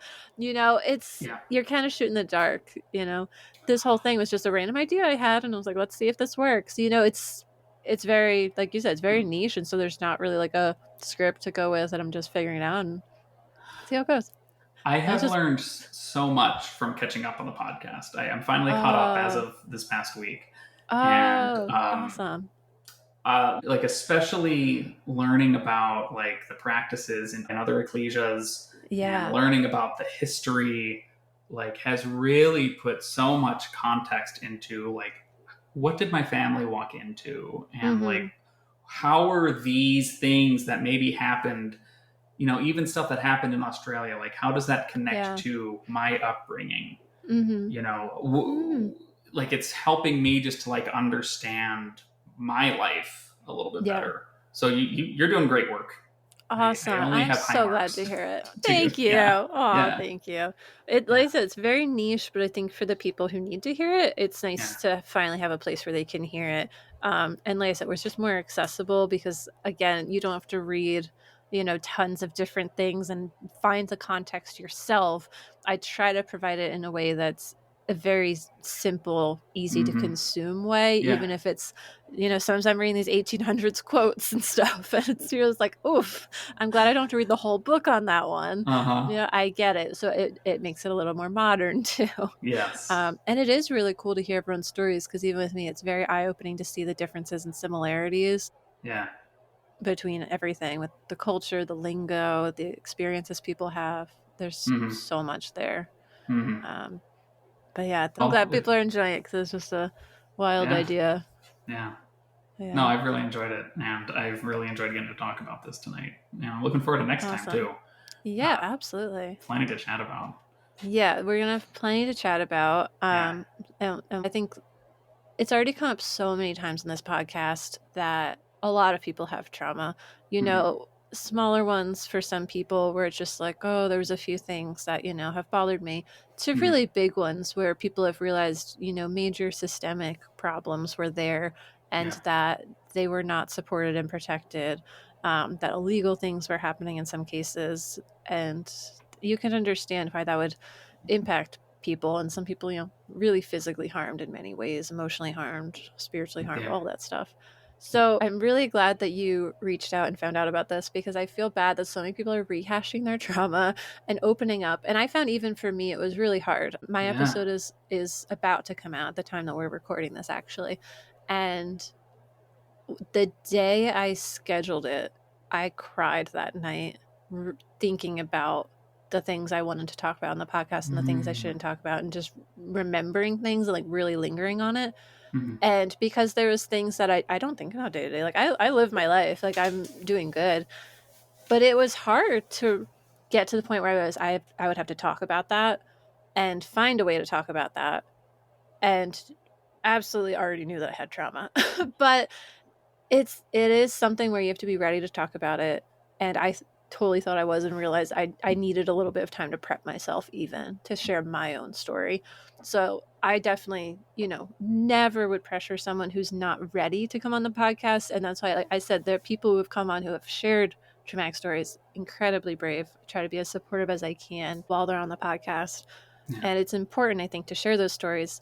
But I do also want to share hope for people of like, hey, there are resources. So not only does it get better, and so many people have individually worked through so many things, and there are so many people that support you, there is a place online where you can talk about your experiences and have people comment and engage with you in kind of real time.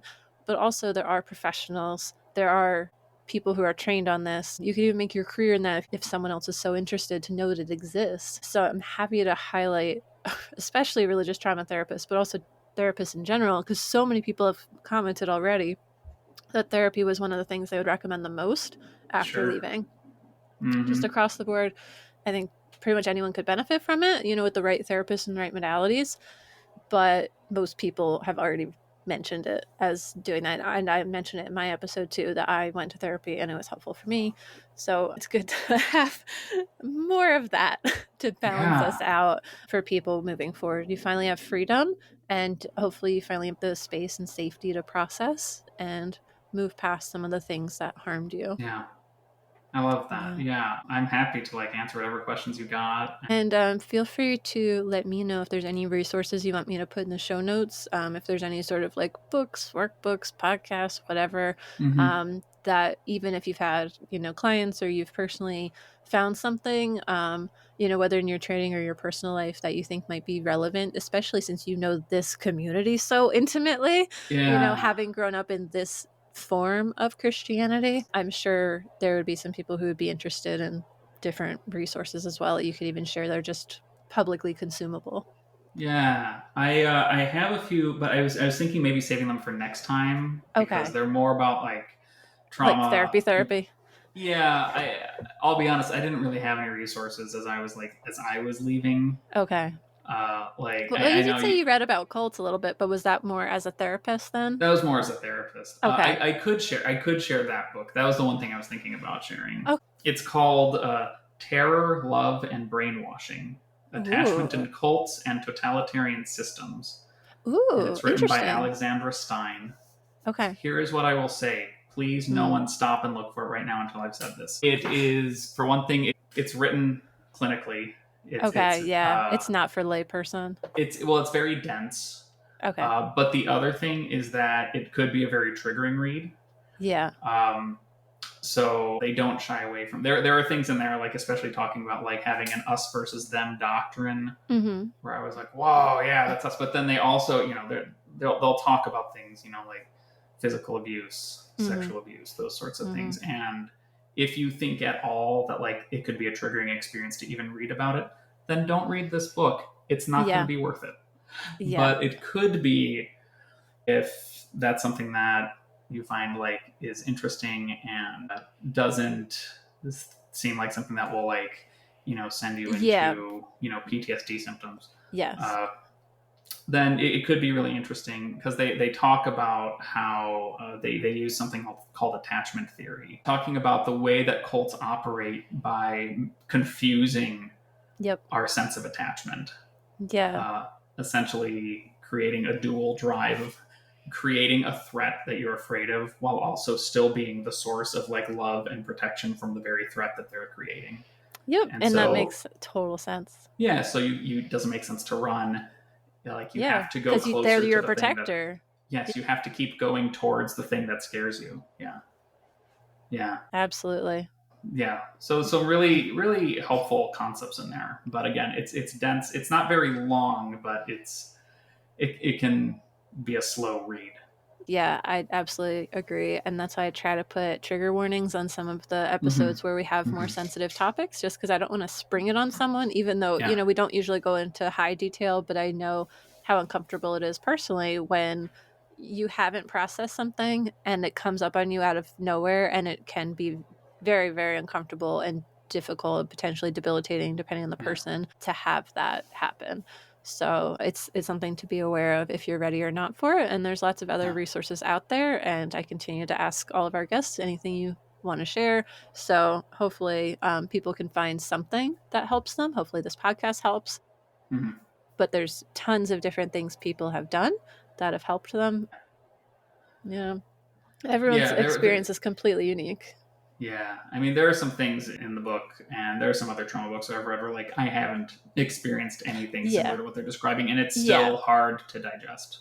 Yeah, it can be really disturbing to just read some of the stuff. So, and I think that's one of the other tricky things, and that's why so far in this podcast I haven't come out and been like, "Oh, they are a cult," because even the definition of that is very ambiguous, where everyone has different definitions of it, and there's so many different characteristics of it. So it's generally kind of, if you have most of these attributes, people will accuse you of that, but it's not like there's like a legal definition that's like going to go in court and be like, oh, they are a cult because of X reason. Like it's a very ambiguous term. So there's certain cultic attributes to be aware of, but as you said with the book, there's things you'll read about and you're like, that is 0% relevant to us. But then again, going through the history, I made a social media post that some people might have already have seen, talking about how they're like, oh, we're not a cult because we don't have a leader. And then I pointed out the quote from the history book where they said they had leaders. I was like, well, you kind of did and kind of do. Yeah. And so it's just kind of funny to even see things where it does align. And so, it's open to interpretation on that point. So some people have come on this podcast and said, oh, I was in a cult, referring to this group. And other people are like, oh, I was in this religion.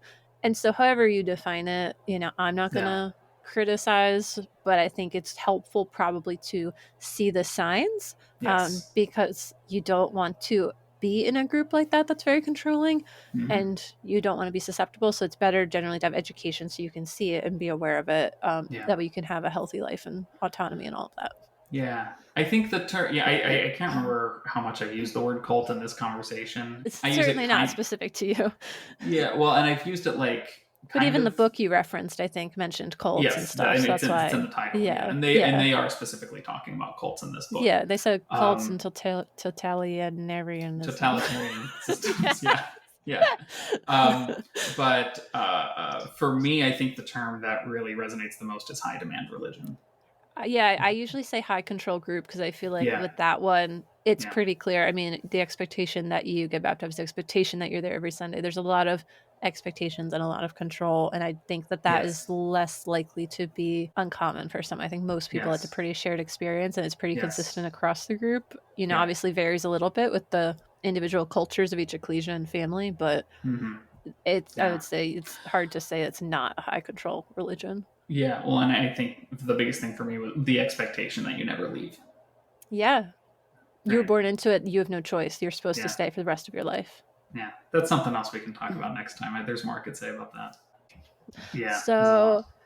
thank you again for coming on the podcast. I really enjoyed our conversation. So many laughs. I've learned a lot about the like subgroup of Christadelphians that Mhm. you grew up in that otherwise I really wouldn't have known about. I'm sure it's going to be new for a lot of other people. Mhm. You know, I don't know again how spread they are across the globe, you know.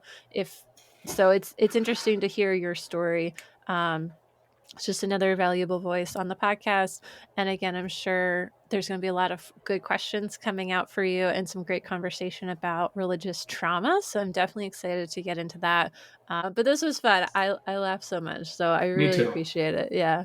Yeah, I had a feeling we would. I usually laugh about this stuff. Thankfully, I'm in a position to be able to laugh about it and be really glib and flippant, and it helps. Yeah, it helps to point out how absurd these stories are. And I appreciate you saying that because I actually have had active Christadelphians reach out to me.